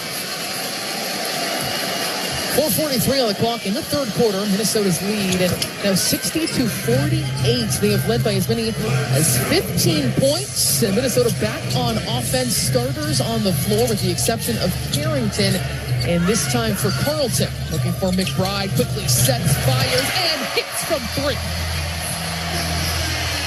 Yells to the crowd, sprinting down the floor. She has been locked in at a different level in this game. 17 points, 6 of 10 shooting, 3 of 5 from long range. Getting downhill is Burton. She spins around, gets it over to Salon for 3, and the Valkyries have gone ice cold. They're shooting under 38%, and there's a foul on the Valkyries. It sounds like that's going to go on Burton, and that will put Minnesota in the bonus. 63-48 is Minnesota's lead, and Minnesota is going to be in the bonus the rest of the way as Alana Smith no good on the first. Smith today 3 of 6 shooting from the free throw line, but she does have 8 points. And knocks down the second. 64-48 is Minnesota's advantage in this round 1, game 1 playoff game for the Minnesota Lynx starting the 2025 postseason. Xander Lassini gets a step against McBride, but is met at the apex by Courtney Williams with the rejection. Courtney Williams climbed a ladder to help out and make that denial. my goodness. She may make little jokes here and there, self-deprecating about her age and being a veteran. And that was something she talked about in her Players Tribune article, where she was very forthright, very vulnerable about her journey in the WNBA and finding her own identity as a player of this age. But boy, her vertical is something to watch. Under 4 minutes to go as Xander Lassini has it against McBride. Launches a three that's way off target, and that rebound corralled by Courtney Williams. She said in that article, "I love being called a vet because I didn't know that I would get here for this long." Feeds it to Collier, and she converts inside off glass. Minnesota rolling on their home courts, leading 66-48, their largest lead of the game. Burton tries to get free from DeJounte Carrington, fed inside to Billings. She can't handle the pass. It is 4-on-1, but Burton, the extra effort, pokes it away from behind. She saves an easy layup right there. Burton just named to that AP Most Improved Player. Would not be surprised to see her take that official mantle as well, with how she has blossomed into a starting point guard in the WNBA. She had 5 steals against Minnesota in that last game of the regular season. She works extremely hard, especially on the defensive end. McBride snaking her way around a screen, forces it inside to Collier. There's no whistle, and it's poked away. A steal. Here is Kate Martin lining up a three, and she drains it. Kate Martin had 14 points in the first game against the Lynx, 7 total points since in those next 3 games on 3 of 16 shooting. And Martin there will knock down her second look she's gotten in this game. Courtney Williams leaves it for Smith for 3. That is going to bounce out. Looked like it had a chance to go down. Minnesota leads 66-51 under 2:40 to play in this third quarter. The Valkyries with the basketball. Burton tried to get the step against Carrington, and Carrington reaches in to foul her. Jessica Shepard and Tisha Heidemann checking in for the first time in this third quarter, and they, as we have come to expect, were exquisite in that first half with 6 points and 9 points respectively for Minnesota off the bench when DeJounte Carrington did not get into the game, getting herself back in after missing 4 games with a shoulder injury. Here's Burton is her first free throw, and that is good. Burton with now 13 points. They're led by Xander Lassini's 14. Bentley with 12. A very balanced, unselfish team with this Golden State Valkyrie squad. Shepard and Heidemann into the game with Collier, Williams, and Carrington. As Burton goes 2 for 2. She ties with a team high with 14 points. Minnesota led by Collier's 18 and McBride with 17, putting on a show here in the first round. Collier has it outside the three-point line, takes off against Salon, trying to bully her way against the rookie, fades, and she will convert. Napheesa Collier saw that matchup and said, "I'm not giving up this basketball." Takes her right to the rim. Here is Burton getting 3 from 3. That's no good. And the Valkyries still with only 2 threes since hitting 5 in the first quarter. There's 2 minutes left in the third right now. Minnesota leading 68-53. Williams slices her way in. Shepard extra pass. Heidemann steps inside the paint, rolls it in for 2. Minnesota has scored 32 points in the paint before the third quarter is even over against the Valkyries team that leads the WNBA, allowing just 29 points in the paint to opponents this season. Janelle Salon, guarded by Collier, can't hand it off to Kate Martin, eventually does on the second try.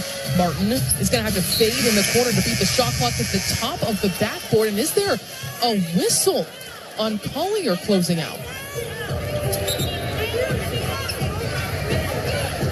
And is this play also going to be under review for a reckless closeout? Could this be elevated and also give the Valkyries the basketball after this?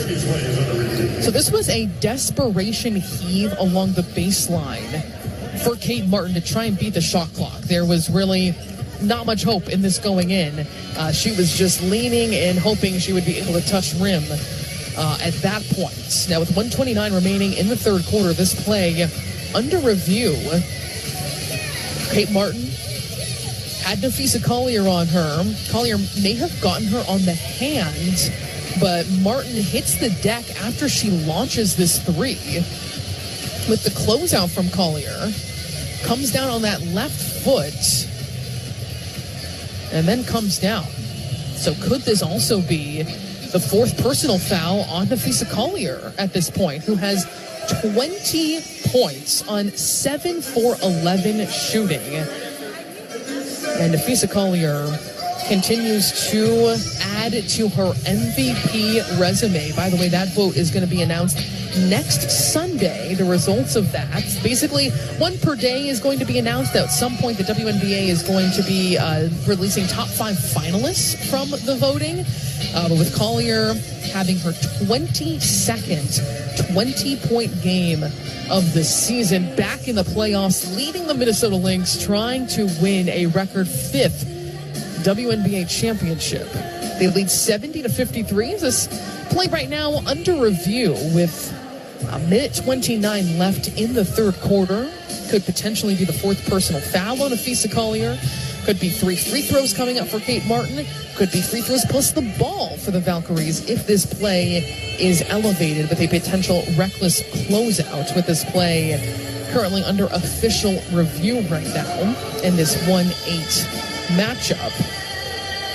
Minnesota with 70 points right now. That's something that's been interesting to watch over the course of this season series with Golden State, is that Minnesota's offensive output has decreased each time of all 4 games. They scored 86 points from the outset, then 82, then 78, then 72, with Golden State being one of the best defensive teams in the WNBA. And speaking of, Minnesota just became the first team to lead the WNBA in offensive rating and defensive rating. I should scratch that. They became the 6th team to do so the last 25 years. So that is an example of the dominance Minnesota has displayed in staying number 1 the entire season, and having the numbers back that up as well, not just in the win column.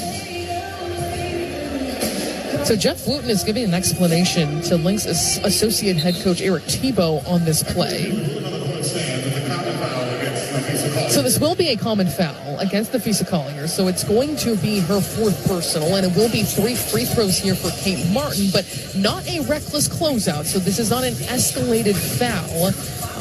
And it will be Minnesota basketball after these free throws, because you never know what is going to help turn the tide for a team in the Golden State Valkyries, who are trying to work themselves out of a hole right now.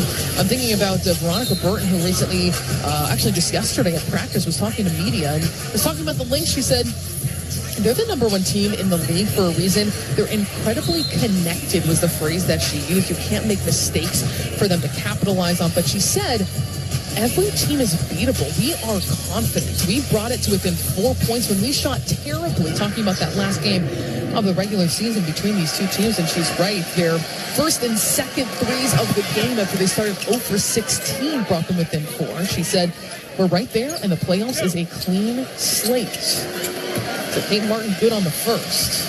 All of which to say, a good thing that Minnesota is not surrendering an extra possession to the Valkyries right now to close off this third quarter. Martin, good on both, has one more coming her way. 1:29 on the clock, and Minnesota leads 70-56 after Kate Martin, the former Iowa Hawkeye, knocks down all 3 free throws. Heidemann, Carrington, Smith, Williams, and Shepard on the floor. Carrington, her first major touch on the offensive side, picks up her dribble at the elbow. 10 seconds to shoot. Heidemann uses a screen from Smith, gets downhill, draws 4 defenders. Here's Carrington for 3. Yes! That's got to feel good for Dejanay Carrington, missing 4 games with a left shoulder injury, to drop it through from long range. The first shot she takes, she didn't play in the first half either.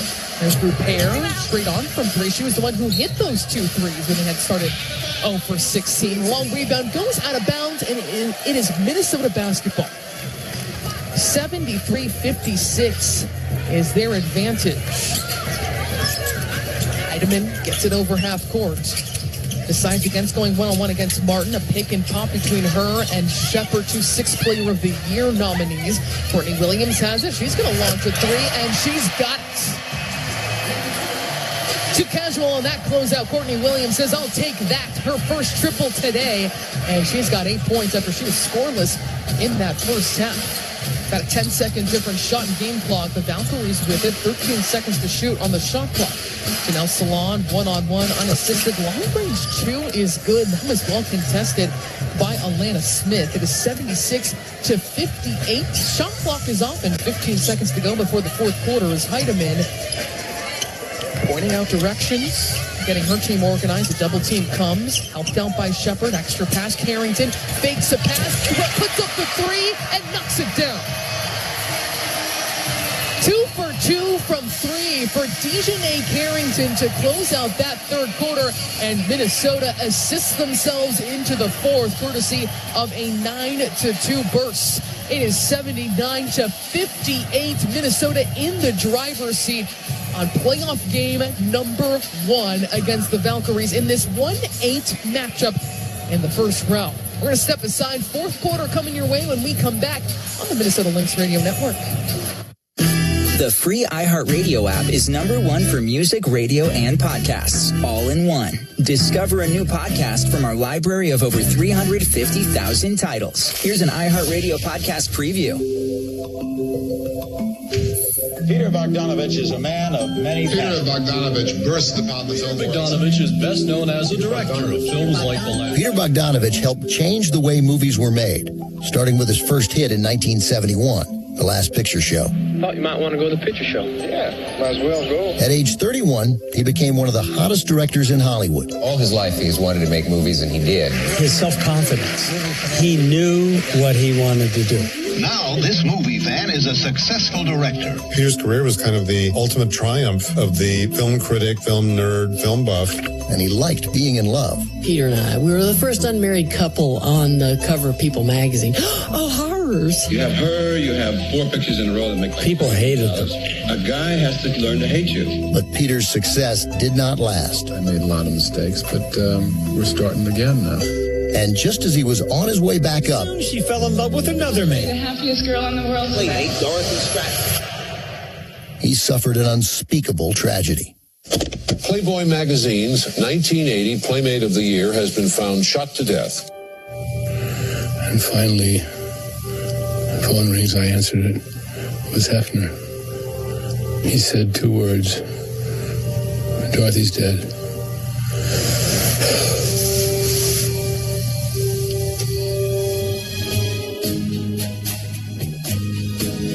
I'm Ben Mankiewicz, your host for The Plot Thickens, a new podcast from Turner Classic Movies. Each season, we'll bring you an in-depth story about the movies and the people who make them. Our first season, I'm still Peter Bogdanovich. Listen and follow this podcast for free on the iHeartRadio app. #1 for music, radio, and podcasts, all in one. I told them a couple times over the last couple of days, the group that was been here for 2 years, right, a core group, they just completed winning 64 games in 2 seasons. It's pretty darn impressive. And sometimes I make them feel like they're not very good. So it was a good time to tell them we actually, have done great things, and to be so special at home. The way that we did it, I know people think that we didn't experience much adversity, but all season long, we've had a player out, and we've had, whether we started the season without a starter in McBride, we started, Land was out a little bit, and just the way we stepped up for each other. It's a special group. They really enjoy being around each other, and they have that special playing with and for each other mindset, and genuinely happy for each other. It's just really fun to be around as a coach, and it's not lost on me, how special. I don't care what happens from here. You cannot take away how special this group is. I'm hopeful for them. They get to experience many more highs in the coming weeks.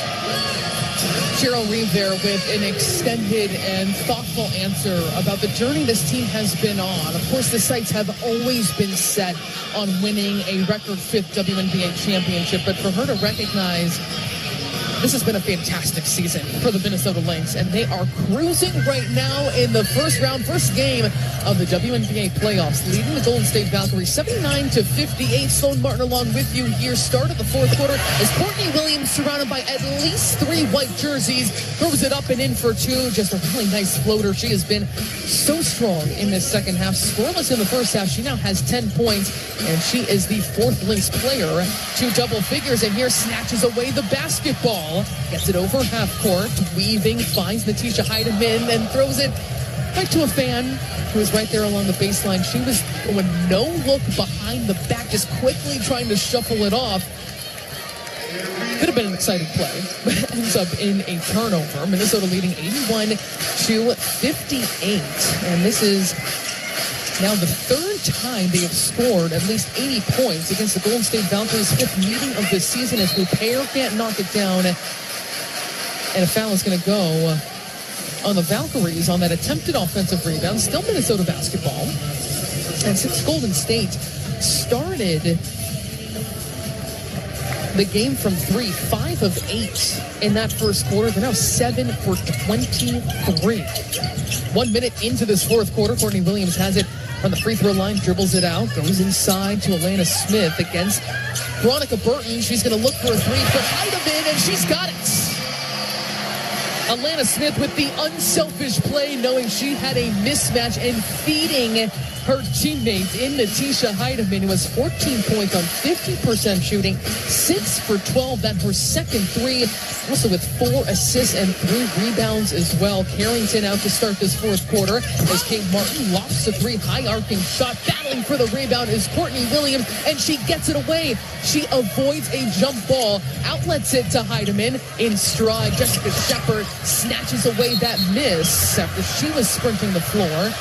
It looks like this is going to be a jump ball coming up between her and Rupert. I was trying to say I was grabbed on this play, but she immediately gobbled up her own miss. A great pass by Natisha Heidemann, feeding her in stride. It's actually going to be, it looks like, Shepard and Martin. 84-58 is Minnesota's commanding lead, looking to go 5-0 against the Valkyries this season. And there's going to be a violation on the jump ball. It looks like on Minnesota and perhaps Courtney Williams. And she has her mouth agape, trying to understand, just incredulous at what may have gone awry there. It looks like it's going to be Valkyries basketball, and Coach Reed also trying to get an explanation as well. Standing shoulder to shoulder with Kate Martin, who is trying to get the ball in. Got to get into the referee's ear somehow. 8:22 to play in this one here at Target Center. 84-58 is Minnesota's dominant lead. And the Valkyries, who were held to just 18 points in that third quarter, 11 of those points came from the free throw line. Here's Xander Lassini zipping a pass along the baseline. Kate Martin can't connect from 3, and the rebound comes away to Alana Smith. Minnesota looking to build this lead even greater. Williams calls for a screen from Smith, drops it down on the pick and roll, extra pass, Smith into Shepard, who's hammered, and she'll be shooting 2. That has been something that's been so fun to watch. Of course, at times the Fisicalia is not on the floor. She is someone who you just marvel at her majesty, her mastery of what she does. But there's something about seeing Alana Smith and Jessica Shepard share the floor together, the way their interior passing works. It is so difficult to pass in such tight windows and congested spaces, but they both do it extremely well. And there's this connection between those two post players of where they just know where to find each other, where to be. That makes sense. So that foul was on Jessica Shepard, who just knocked down the first free throw. Now Courtney Williams just knocked down a free throw. I'm not sure if there was a technical or what precipitated that extra free throw, but there was one. So that's 2 points on this possession for the Lynx. Trying to get some clarity about that when I'm able, but Shepard knocks it down. That's a 3-point possession, apparently. 87-58 is Minnesota's commanding lead with 7:45 to play. Burton tries to get free along the 3-point line. Another 3 on the way by Kate Martin. That is no good. The Valkyries now 7 for 26 from long range. That is 27%. Heidemann with Martin on her, surveying, looking inside. They'll go to the right side of the floor, working her way around as Williams. Couple dribble pull-up was too strong, and the foul is going to go, it looks like on the Valkyries, as Alana Smith was trying to fly in for that offensive rebound. 7:23 to play. On the floor for Minnesota is Heidemann, Shepard, Harrington, Williams, and who am I missing? Smith. They lead 87-58. Even though Minnesota has won, it's been pretty one-sided in this series this season with the Valkyries. They were always tight contests, including that first matchup I'm thinking back to where Minnesota needed a 15-4 run. That was actually the second game that Minnesota needed that run. The Valkyries make the stop, sprinting on the fast break on the baseline. Salon will net the three. It was 87-61 with 7 minutes to play. But there had always been in this series some need for Minnesota to get some kind of spark together and go on a run to separate themselves from the Golden State Valkyries. This one has been out of hand from the third quarter on. Harrington with a couple threes to close that third quarter. She's going to zip a pass inside. Extra pass, Shepard. Smith along the baseline. The three doesn't go. And the rebound corralled by Rupert. 87-61 is Minnesota's dominant advantage. Burton will drive, kick it out to Kyla Charles for three. That rims out, and soaring for the rebound is Jessica Shepard. 8 points, and now 7 rebounds, 4 assists for her, and also 0 turnovers. Shepard, working from the three-point line, hands it off to Williams and sets a screen in the process. Slicing her way inside, Heidemann takes the feed from Williams, and she scores easily at the rim.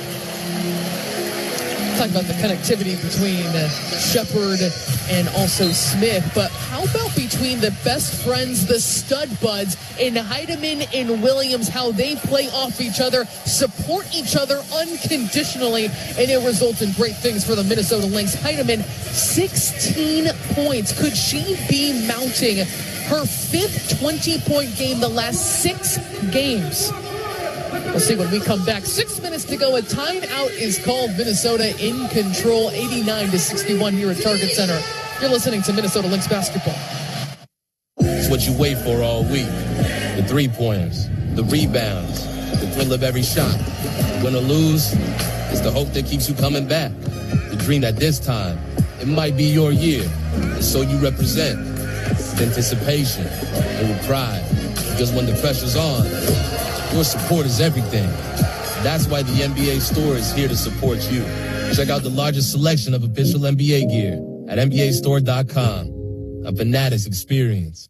At Target, we're home court advantage for the hometown sports fans. And with the Timberwolves season in full gear, we're here to help you gear up and make your game day prep a slam dunk. Hear that? That's what you call a buzzer-beating three-pointer for the win. Time to dish up your famous nachos or put a full-court press on some jalapeno poppers. Then serve up some sweet desserts to celebrate the W. However you do game day, we're here for it at Target and Target.com.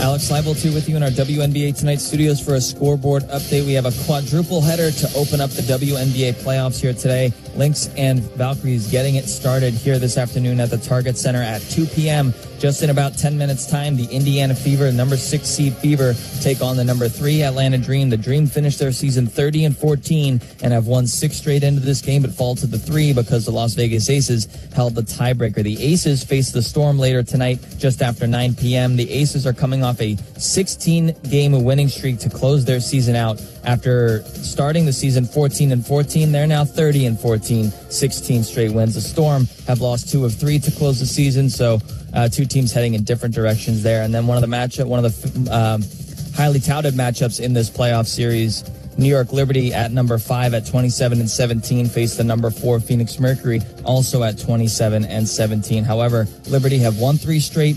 Mercury have lost 3 straight, so it should be an interesting battle in the desert. They tip off in just about 2 hours. Let's head back into the Target Center for the finish with Sloan Martin. Hey, Alex, I wanted to throw a question at you real quick. I said that I was intrigued with, obviously, the Liberty and the Mercury. That's going to be the next matchup if the Minnesota Lynx do move on. But I'm wondering if there's another series that stands out to you that intrigues you. The Seattle Storm and Las Vegas Aces does intrigue me a lot. Obviously, the Aces have all of the momentum and then some, having won 16 in a row. But these two teams split the season series 2-2. A lot of size on both ends. Storm haven't played a game since Tuesday, so they're going to be well rested, and they're going to want to punch Las Vegas in the mouth. Very good point. And Minnesota avoided that series against Seattle. Here's a steal and no finish there by DiJonai Carrington, but she gets the ball thrown her direction. Minnesota turns it over, but DiJonai Carrington, with a couple threes in this game, could have had a fast break layup as she was in the passing lane. Just couldn't quite get it to fall. Minnesota still leads 89-61. This is the most points they have scored against the Valkyries. They had 86 back on June 1st at Chase Center. And this is for a Golden State team that defensively is first in the WNBA in opponent points per game. They are allowing just 76 points per game, in Minnesota, with 5:30 left, has 89. Looks like a foul on this side is going to go on Minnesota. On the floor for them is Williams, Smith, Heidemann, Shepard, and Carrington. So 2 starters on the floor.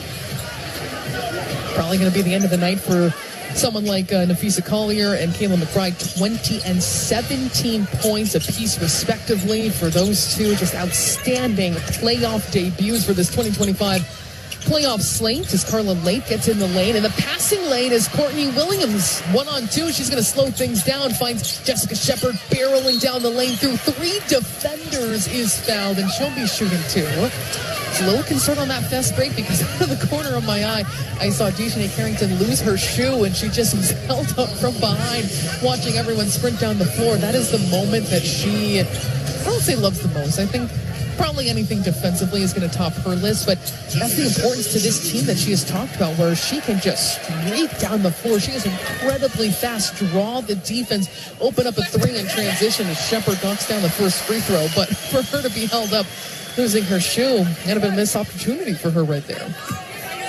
90-61 is Minnesota's lead. Looking, of course, insurmountable as it has for some time. Minnesota took complete control of this game in the third quarter, in which they outscored the Valkyries 32-18. All but 6 of those points came from the floor, 11 of them from the free throw line. Quick ball moving. Here's Kate Martin off the 3. That is no good. Tipped out. Courtney Williams has been so incredibly active, flying all over the floor. Does not matter what the score is. 4:50 to play, and Jessica Shepard picks the pocket of late, trying to go 70 feet for the finish, and does. Everybody's had their moment. Everyone has excelled in this game. What a debut for the Minnesota Lynx, that they get to take in all the power, the talent, and the skill they have and just put it on display. Williams into the front court after another stop. Shepard working from outside the 3-point line. Will hand it off to Heidemann, being chased by Late. She's going to plow her way to the rim and shoot 2. That has been maybe the most rewarding thing of seeing this late play from Natisha Heidemann, who has 16 points. She has plus 35 in this game. Her next closest teammate, Alana Smith, is plus 29. And seeing her get to the ball, or get to the basket, I should say, how aggressive she has been, her athleticism, her ability, and of course a smaller frame to take up space, to extend to the rim, to make really difficult finishes in traffic. First time today we're seeing Maria Kliundakova and Alari Kosu as coming to the bench. Courtney Williams, Jessica Shepard, and Alana Smith as well. Jalen Sherrod into the contest, and Minnesota gets to get everybody in. Cameron Taylor has not entered, but they get to give this main rotation some minutes here in the postseason. 94-61 is Minnesota's lead. Second free throw is good, and that is 95 points. Just scorching. What a statement this is by the Minnesota Lynx against the team that leads the WNBA and opponent points per game, is 3rd in defensive rating, who hangs its hat on everything defense.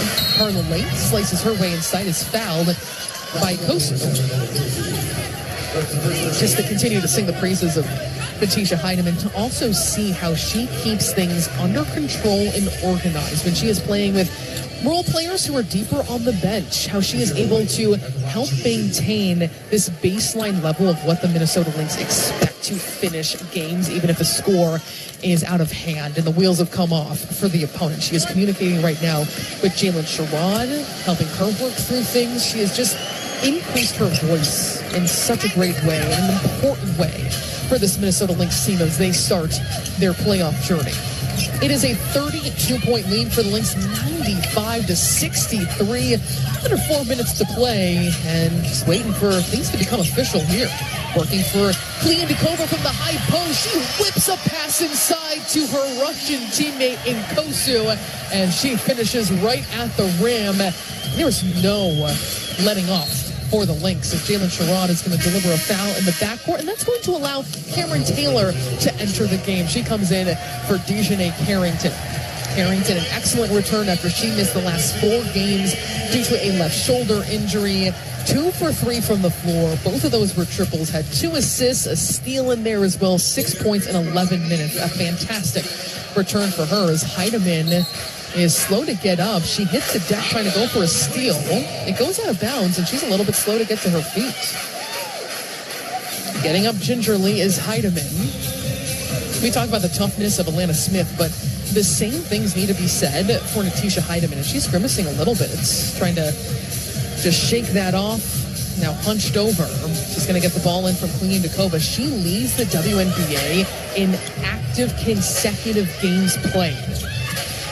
Just remarkable how tough she is and how strong she is at that. Minnesota with the basketball. Sherrod will take off. Leave it for Kosu. One dribble and drive into Cameron Taylor, who scored the first points of her career against Indiana recently. Here's Kosu trying to turn the corner, taking up space, extending to the rim for 2. She just took up the whole paint, made it hers, and is able to finish inside. Courtney Williams could not be happier. She just let out a huge scream, was flexing for Kosu.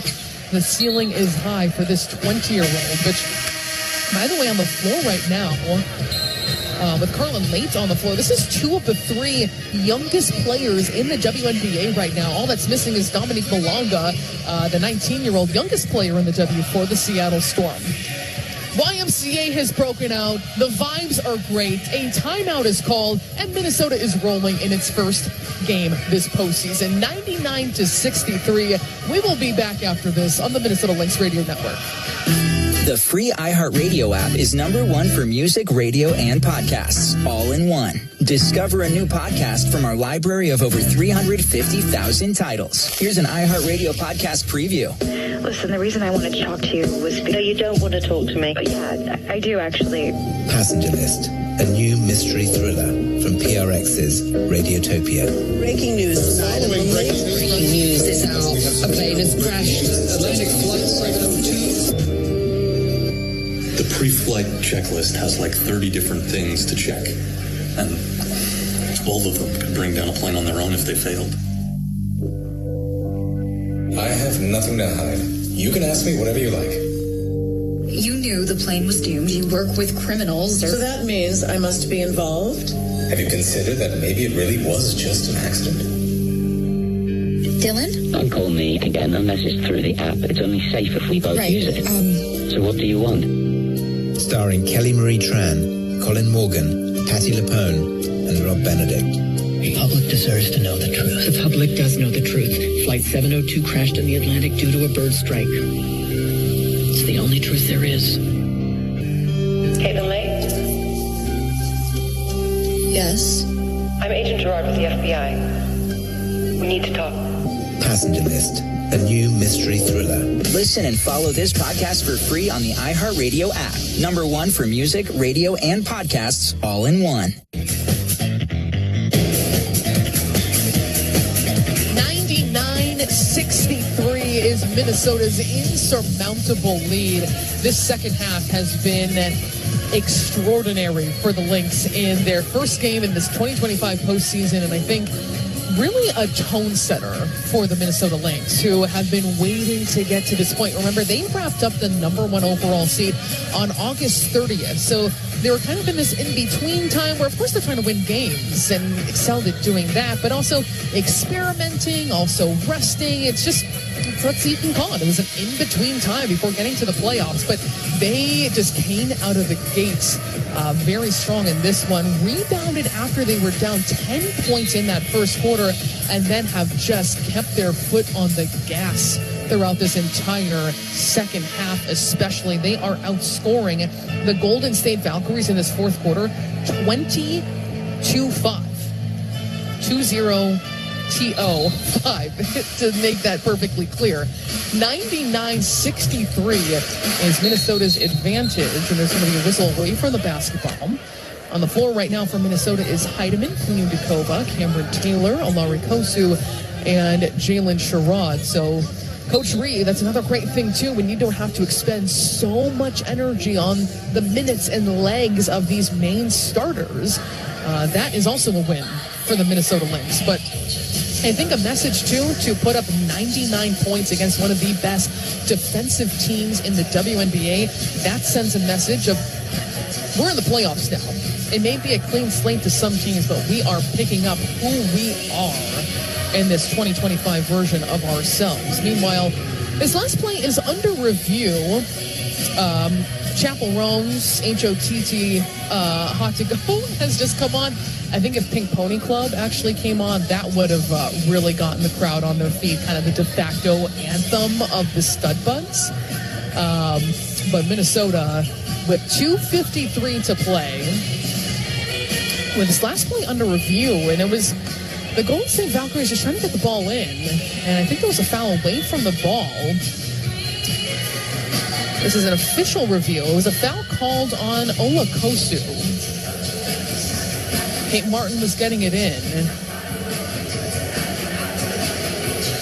And Kosu trying to get through a Carla Late screen. Just kind of busted through it. It looked like Late may have taken a shot to the face. So this is what this play under review right now. The Golden State Valkyries without any challenges. And the Minnesota Lynx are flirting with potentially the largest margin of victory in WNBA playoff history. The New York Liberty and Chicago Sky, that final score was 100-62. So Minnesota is trying to see if they can follow in those footsteps from way back in, I shouldn't say way back, but back in 2022. This lead right now is 99-63, 36 points with 2:53 to play. And sitting through a review here, could this play be elevated? Was that unnecessary or excessive contact to bring it to a flagrant by Kosu? And it looks like this refereeing crew is conferencing up right now, with Minnesota leading 99-63. Make sure you stick with us, by the way. We're going to have our post-game show, see if we can listen into some post-game comments here from Coach Reeve and a couple of players. Nafisa Collier led the way with her 22nd 20-point game. She did it in 26 minutes on 7 for 11 shooting, had 6 rebounds as well, and a steal. Followed up by Kayla McBride, 17 points on 60% shooting. She also had 3 rebounds. And it looks like that is going to be a common foul. Both teams are in the bonus, some more free throws to come. But when you also think about the Golden State Valkyries have 63 points right now. 19 of those have come from the free throw line, and that mirrors in a similar way what they did in that most recent game against Minnesota, that fourth and final meeting on the 11th a couple days ago, where Golden State had 34% of its points off turnovers. So their half-court defense has been completely stifled by Minnesota's defense. 2:50 on the clock after that second free throw. It is 99-65. Game one between these two teams. Cameron Taylor will swing. Heidemann giving a look inside, uses a screen from Taylor, being guarded by Caitlin Chen, the UConn national champion in the game for the first time. Turnaround jump shot for the mid-range, no good by Taylor, who has also pink highlights in her hair too. And Kosu has a pink scrunchie. I think everybody's got at least one, but maybe not Jessica Shepard. I'm going to have to take a closer look, but she was a little bit hesitant because of her darker hair color. She said, this might be more of a commitment that I might want to make to my hair and my natural hair and color. But even Alana Smith has gone, it's more in the rose gold category. But certainly there's been a concerted effort to make that their look for the playoffs. Even Kayla McBride and Nafisa Collier with pink braids as well. Something to look out for, especially on the road. We've been seeing a lot of pink everywhere we go. And speaking of the road, is Kate Martin no good on that second free throw? Kaliundikova loses it out of bounds, though, as Minnesota leads by 33, 99-66, 2:20 to play here at Target Center. Is that this next playoff game in this series, game 2, it's a 1-1-1. We're going out to San Jose at the SAP Center, not Chase Center. They have been bumped by this scheduled indoor tennis league or competition happening at Chase Center. Clearly not expecting the expansion Valkyries to advance to the playoffs. So this team that set a WNBA attendance record and had at least 20 sellouts is not going to be able to play at Chase Center. Now, maybe the Bay Area fans are still going to be traveling to San Jose, and it still will be a tough environment. I think the Lynx should prepare for that very real possibility as Heidemann launches it from 3. The rebound collected by Kaliundikova. Now 1:45 to play. Minnesota leading by 33 points. Jalen Sherrod looking to get downhill, bounces into the paint. The floater no good, but another offensive rebound will keep it Minnesota basketball. And Sherrod now directing the show. Uses screen from Taylor, tries to take off into the paint. Heidemann, a very deep 3. That's off target. And the rebound corralled by Leticia Amihere out of South Carolina in her second season now. 1:20 to play. But I'll be very interested to see how the crowd looks at SAP Center, home of the San Jose Sharks. They're playing inside that hockey arena. 8 seconds to go here for Kate Martin on the shot clock, and she drains it. For Kate Martin, she had been 1 for 5 from 3. She's now got 10 points. Multiple Valkyries players between 12 and 14. Sherrod decides against the 3. 10 seconds to shoot. Kaliundikova from the free throw line. That's no good. Kosu battling for the rebound. And taken by Chen of the Valkyries. 99-69 is Minnesota's lead. It looks like they might not beat that all-time record for largest victory in the postseason as Martin is fouled by Kosu and will have 2 free throws coming up. But 36.6 seconds left.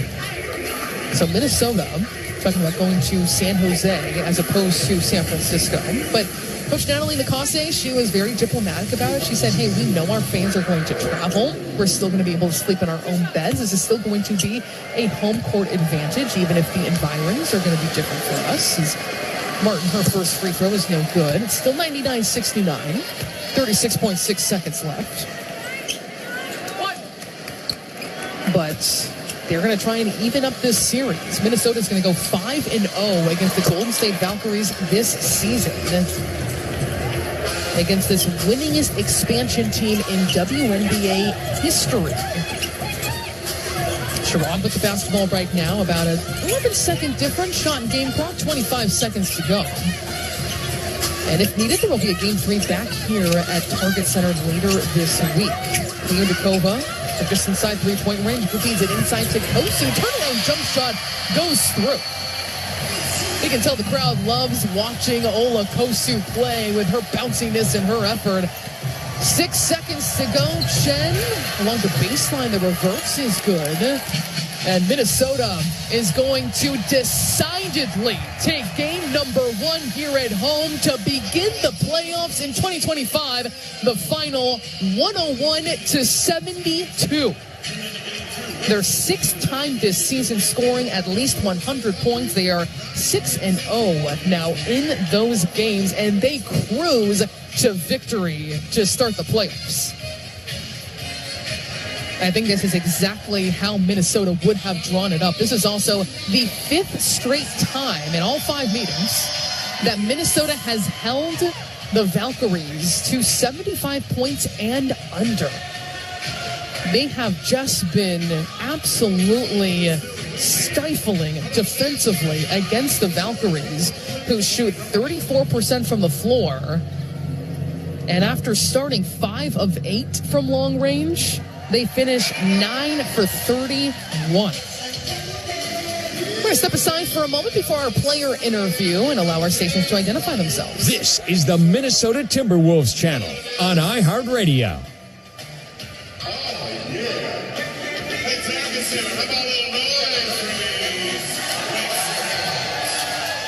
101-72, the slide taking place is a little bit different when it is a postseason at that. And Minnesota now 1-0 to begin the playoffs in this first round. If they win against the Golden State Valkyries in Game 2 of this series, that's going to be on Wednesday in San Jose. They will move on to the semifinals against either the 4-5 seed New York Liberty or Phoenix Mercury.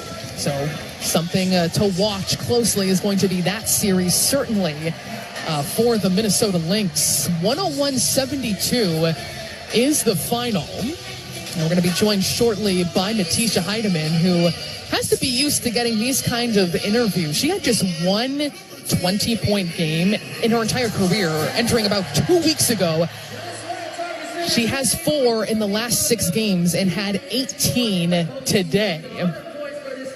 Natisha, thank you so much for joining me. Congratulations on this victory. Just wanted to get your overall thoughts on the statement here, starting off 1-0, but doing it in such dominant fashion to begin the playoffs. And that was the intent, to come out this strong. Yeah, we've just been waiting all year for the playoffs. So happy to be here, so excited to be here. So every game matters, and going out there and giving every game our all.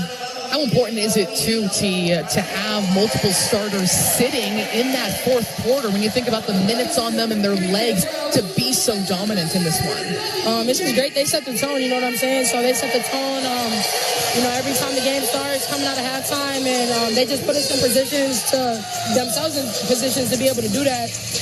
So, again, all around, great team win. I'm glad everybody got to play and just experience playoff basketball. Absolutely. Coach Reed has talked about you guys as problem solvers. You're down by 10 points in that first quarter. How did it come together to just take off in this game? I mean, the Valkyries are a good team. It's definitely a game of runs. So just never getting too high, never getting too low. So it's a 40-minute game, so you just got to play to the buzzer. Coach Reeves said before this game that we have to be active in the gaps against the Valkyries, make sure they don't get those contested. They make sure they do get contested shots. How did you feel about the overall effort defensively and really corralling them? Yeah, they did get a lot of threes they was hitting, but overall our energy was good. Great. I think, when it's a series, you just always have little things to clean up. So continuing to clean up the little things and trying to be even better for next game. T, I know that we have talked so much about just how you're playing offensively, the numbers you're putting up in scoring, but what has it been like for you finding those opportunities to really slice your way into the paint and making that really prominent in your game right now? Yeah, that was a big emphasis from Cheryl earlier in the year, just being able to get down in the lane, create for people, finish. I've been putting in a lot of time with Coach Way and E, just finishing and little skills before practice. So I feel like that's really been helping me and just confident in my game right now. Natisha, it's been fun to watch. Congratulations on this win, 1-0. Appreciate you. 101-72 is the final here at Target Center. Natisha Hiedeman with another outstanding game. She had 18 points. She led everybody. Was plus 32 in this game. All around dominance by the Minnesota Lynx. All right, we're going to step into our post-game show right now. When we come back, I will break all this down, how all this unfolded with the Minnesota Lynx defeating the Golden State Valkyries in Game 1, round number 1 to begin the 2025 postseason. All that when we return here on the Minnesota Lynx Radio Network. The free iHeartRadio app is #1 for music, radio, and podcasts, all in one. Discover a new podcast from our library of over 350,000 titles. Here's an iHeartRadio podcast preview. One thing I learned when I started working at National Geographic is that you never want to get into a storytelling competition in this place. You'll be walking down the hall on a random Tuesday and overhear something that just knocks the breath out of you and raises a bunch of questions that you just got to get answered. So imagine The Walking Dead on a subantarctic volcano with mice and albatrosses. It's a horror show, basically. It's a 3,000-year murder mystery. It's the murder of Pharaoh. I think everybody loves a murder mystery. These whales are having an American Idol of the ocean. Okay, well, this is going to top it all. Let's go diving in a pyramid. I'm Peter Gwynn, a Nat Geo writer and editor, and now a podcast host. Each week on our new show, Overheard at National Geographic, we'll venture down one of these mysterious wormholes and meet the explorers and scientists at the edges of our big, weird, beautiful world. Overheard at National Geographic. Listen in. Listen and follow this podcast for free on the iHeartRadio app. #1 for music, radio, and podcasts all in one.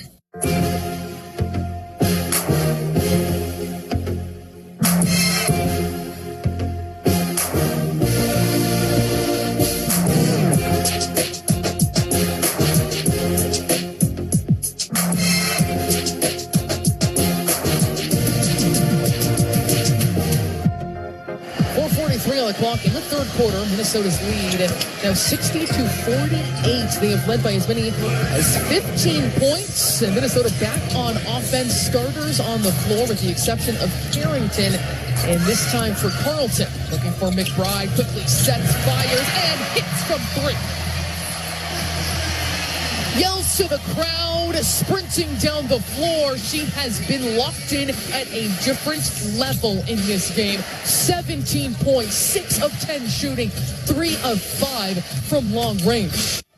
That was tonight's Mayo Clinic moment of excellence. In Mayo Clinic, we're doing what's never been done. And I'm still repeating that play in my head and wanted to make it this Mayo Clinic moment of excellence is because Kayla McBride, you could just tell from watching her the kind of intensity she was playing with this game. She is a veteran. She is chasing a WNBA championship. And you could see what a tone setter she was. That was something that Atisha Heidemann just said to us in this post-game interview right before the break where she said those starters were the reason we were able to have this kind of results. Of course, Minnesota got down by 10 in that first quarter. We'll go over that in just a moment, but it was because of them that we had this kind of victory.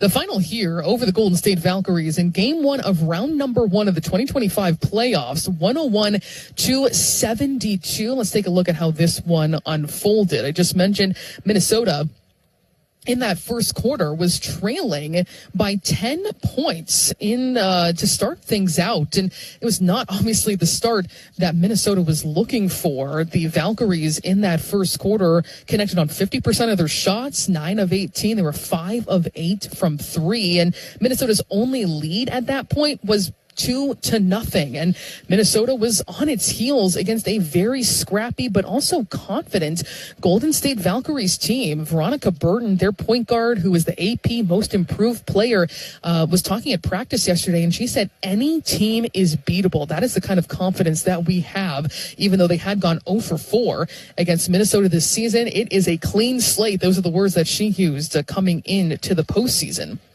In the second quarter, the Valkyries went completely cold, just fell off, just 29% shooting, 1 for 7 from long range. And Minnesota was finding its stride. They outscored the Valkyries in the second frame, 26-12. They were 8 for 15 shooting. Kayla McBride lights out, 3 of 3 shooting in that second quarter. Nafisa Collier had 6 points in the second frame as well. And at halftime, the Valkyries still shooting well from 3 overall, 6 of 15. There had only been 2 lead changes in this game as Minnesota was finally able to get on top. They led by 7. So they erased what was once a 10-point deficit, built the lead up to 10 in the second quarter, and they led by 7 at halftime. And I think that was something that was very remarkable to me. And we'll continue this theme. Looking at the box score at halftime, Minnesota had 22 points in the paint, 11 for 19. The Golden State Valkyries lead the WNBA in how well they defend the paint. Opponents scoring just 29 points per game against them. So to have 22 in the first half, that was really, really strong for Minnesota. The woes for the Valkyries continued courtesy of the Minnesota Lynx in that third quarter. Minnesota outscored the Valkyries 32-18. Of those 18 points by Golden State, 11 came from the free throw line. That is how dominant Minnesota was with its defense. In the third quarter, Napheesa Collier, a perfect 4 of 4 shooting, 9 points. Dejanay Carrington, thought she was fantastic in her return to the court. Didn't see any action in the first half after she missed 4 games with a left shoulder injury, but she knocked down back-to-back threes, had an assist and a steal. She had 6 points in that third quarter and just looked, frankly, like herself as she got about 11 minutes in total on the floor today. And then moving on into the fourth quarter, it was just Minnesota cruising from that point on. They outscored the Valkyries in that fourth quarter 22-14. So you look overall, the Valkyries scored 28 points in that first quarter. Minnesota allowed just 12, 18, and 14 in the 3 subsequent quarters from that point on. In the fourth, multiple starters didn't even get in the game. That is how valuable this kind of dominant win is for the Minnesota Lynx. Bridget Carleton, Napheesa Collier, and Kayla McBride did not enter the game. Alana Smith and Courtney Williams played about half of that fourth quarter. So those legs are going to stay fresh. That is so important for the Minnesota Lynx, who are trying to make as deep a playoff run as possible. And remember, this first round is a best of 3. Second round is a best of 5. And of course, for the first time in WNBA history, the WNBA finals will be a best of 7. This is thinking long term, and those minutes, that mileage adds up. So if you can lessen that anytime possible, that is a huge victory in addition to what we see on the scoreboard. The final, again, 101-72, Minnesota led by as many as 36 points in this Game 1 victory against the Golden State Valkyries. Looking more individually, or let me look at Golden State here for a moment first. They shot 34% after starting the game 5 for 8 from three-point land. They finished the game 9 for 31. So this is a team that leads the WNBA in both three-point attempts and makes per game, and Minnesota was able to keep them ice cold, 29% from long range. They have 5 players in double figures, all between 11 and 14 points, so no real dominant effort, but that really comes with the territory with the Golden State Valkyries. It was Napheesa Collier, and I think she was quoting a different Valkyries player that she had seen, who said, we're a team of 6 players, so we bring that grit and that resilience, and there's no real main superstar. Even their leading scorer, Veronica Burton, who leads them in basically every major statistical category cumulatively this season, averages under 12 points per game. So very balanced for the Golden State Valkyries, but Burton shot just 3 of 13. Kyla Charles, who had been averaging nearly 13 points per game against the Minnesota Lynx in 2 games after she was released by Dallas and joined Golden State, had just 2 points on 1 of 6 shooting. Temi Fagbenle had 12 points on 5 of 8 shooting, but after the first half, she did not score. She only shot the ball 1 time in the second half. That is extremely good news for Minnesota's defense. Then you look at Cecilia Zandalicini, looked really strong at times, but she finished 3 of 10 shooting, 14 points for her. Janelle Salon, 5 of 11. They do get 11 points off the bench from Kate Martin, but nearly all of those were coming in the fourth quarter and in the second half. She did not score in the first half. So Minnesota, in so many ways, was able to smother Golden State, who we know is not a very strong offensive team. They've been shooting better of late, but you look overall, they're 10th in points per game. They are 10th in offensive rating and 13th and 11th respectively when it comes to overall field goal percentage and 3-point percentage as well. For Minnesota individually, Napheesa Collier with 20 points, 7 for 11 shooting, just 26 minutes on the floor, 6 rebounds, 2 assists, a steal in there as well. 17 points for Kayla McBride on 6 of 10 shooting. She was the one who I really think set the tone early on. When she gets her shot falling early on, just spells good things for Minnesota, especially since she had been in a shooting slump the last 4 games, just 6.5 points per game, 15% from 3. That's 4 for 26. So she flipped a switch, and not surprised to see that coming into the playoffs for such a veteran, one of the best shooters in WNBA history.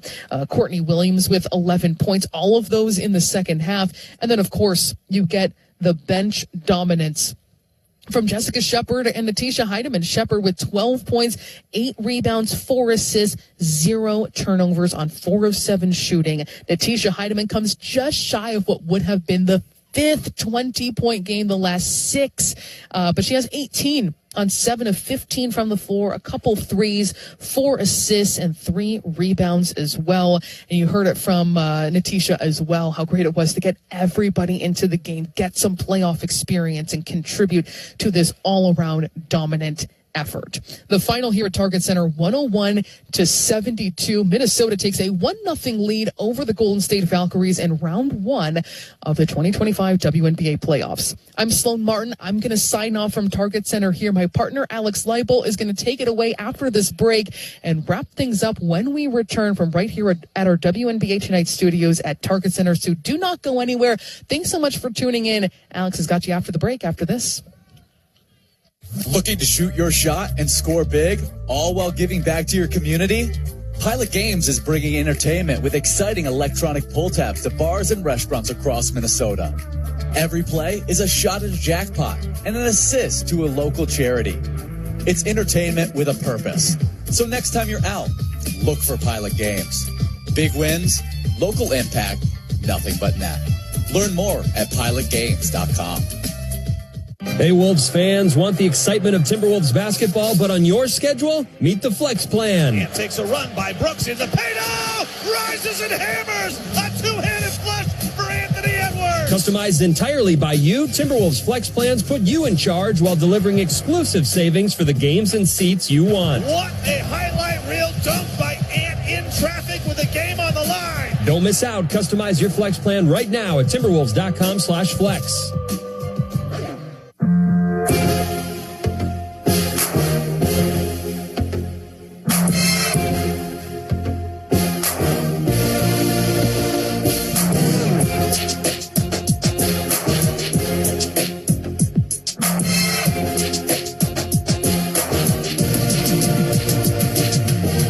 From down 10 points to up 36, they end up with a 29-point win, 101-72. Minnesota Lynx on top of the Golden State Valkyries here at the Target Center. This is the largest playoff win in franchise history with this 29-point margin of victory. Their previous was 28, but that was all the way back 14 years ago on September 22nd, 2011, when the Lynx beat the Phoenix Mercury 95-67. So some history for the Lynx here at the Target Center as they dominate in that second half of game 1, or even the final 3 quarters of this contest, as they trailed early on by 10 points.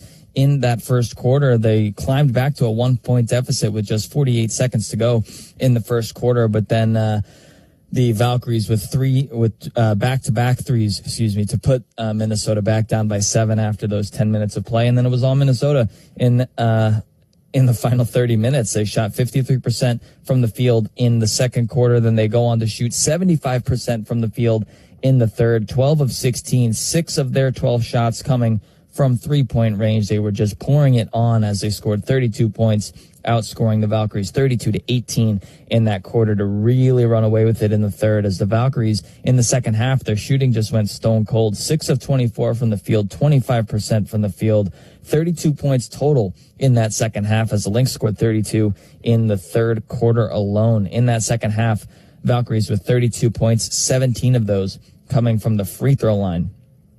So the Lynx doing a very good job on the defensive end, but still, it was a very physical battle on both sides. Both teams taking over 20 free throw attempts, both teams sinking over 20 free throw attempts. This is the Lynx first win of this playoff run that they're trying to go on, make a deep run here in the 2025 postseason. They're the first team to clinch a win in the playoffs, obviously, with this being the first game of a quadruple header across the WNBA. Napheesa Collier was the leading scorer in this contest, doing MVP things as she has done all season with 20 points on 7 of 11 shooting. This is her 22nd 20-point game of the season, regular and post, and her 9th 20-point playoff game since the start of last year's postseason. So Napheesa Collier putting up big points in clutch games, and no other excuse here.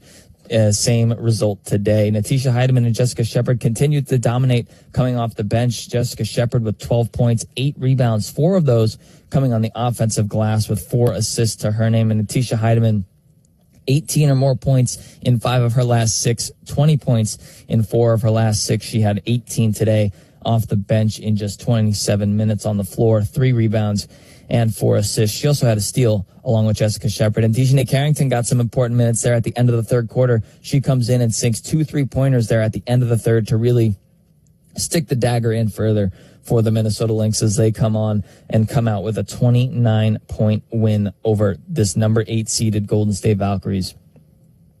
We heard head coach Cheryl Riva on the tip-off show talk about how she wants the desirables and the hustle areas to be fixed up in this contest. And maybe in the first 5 minutes or so, the Valkyries came out with more hustle and more heart, wanting to show that they could put up a fight against any team in the league, as head coach Cheryl Riva also said in the tip-off show. And after those 5 minutes, the Lynx really turned it on. Natisha Heidemann came in that first quarter, had a couple big buckets.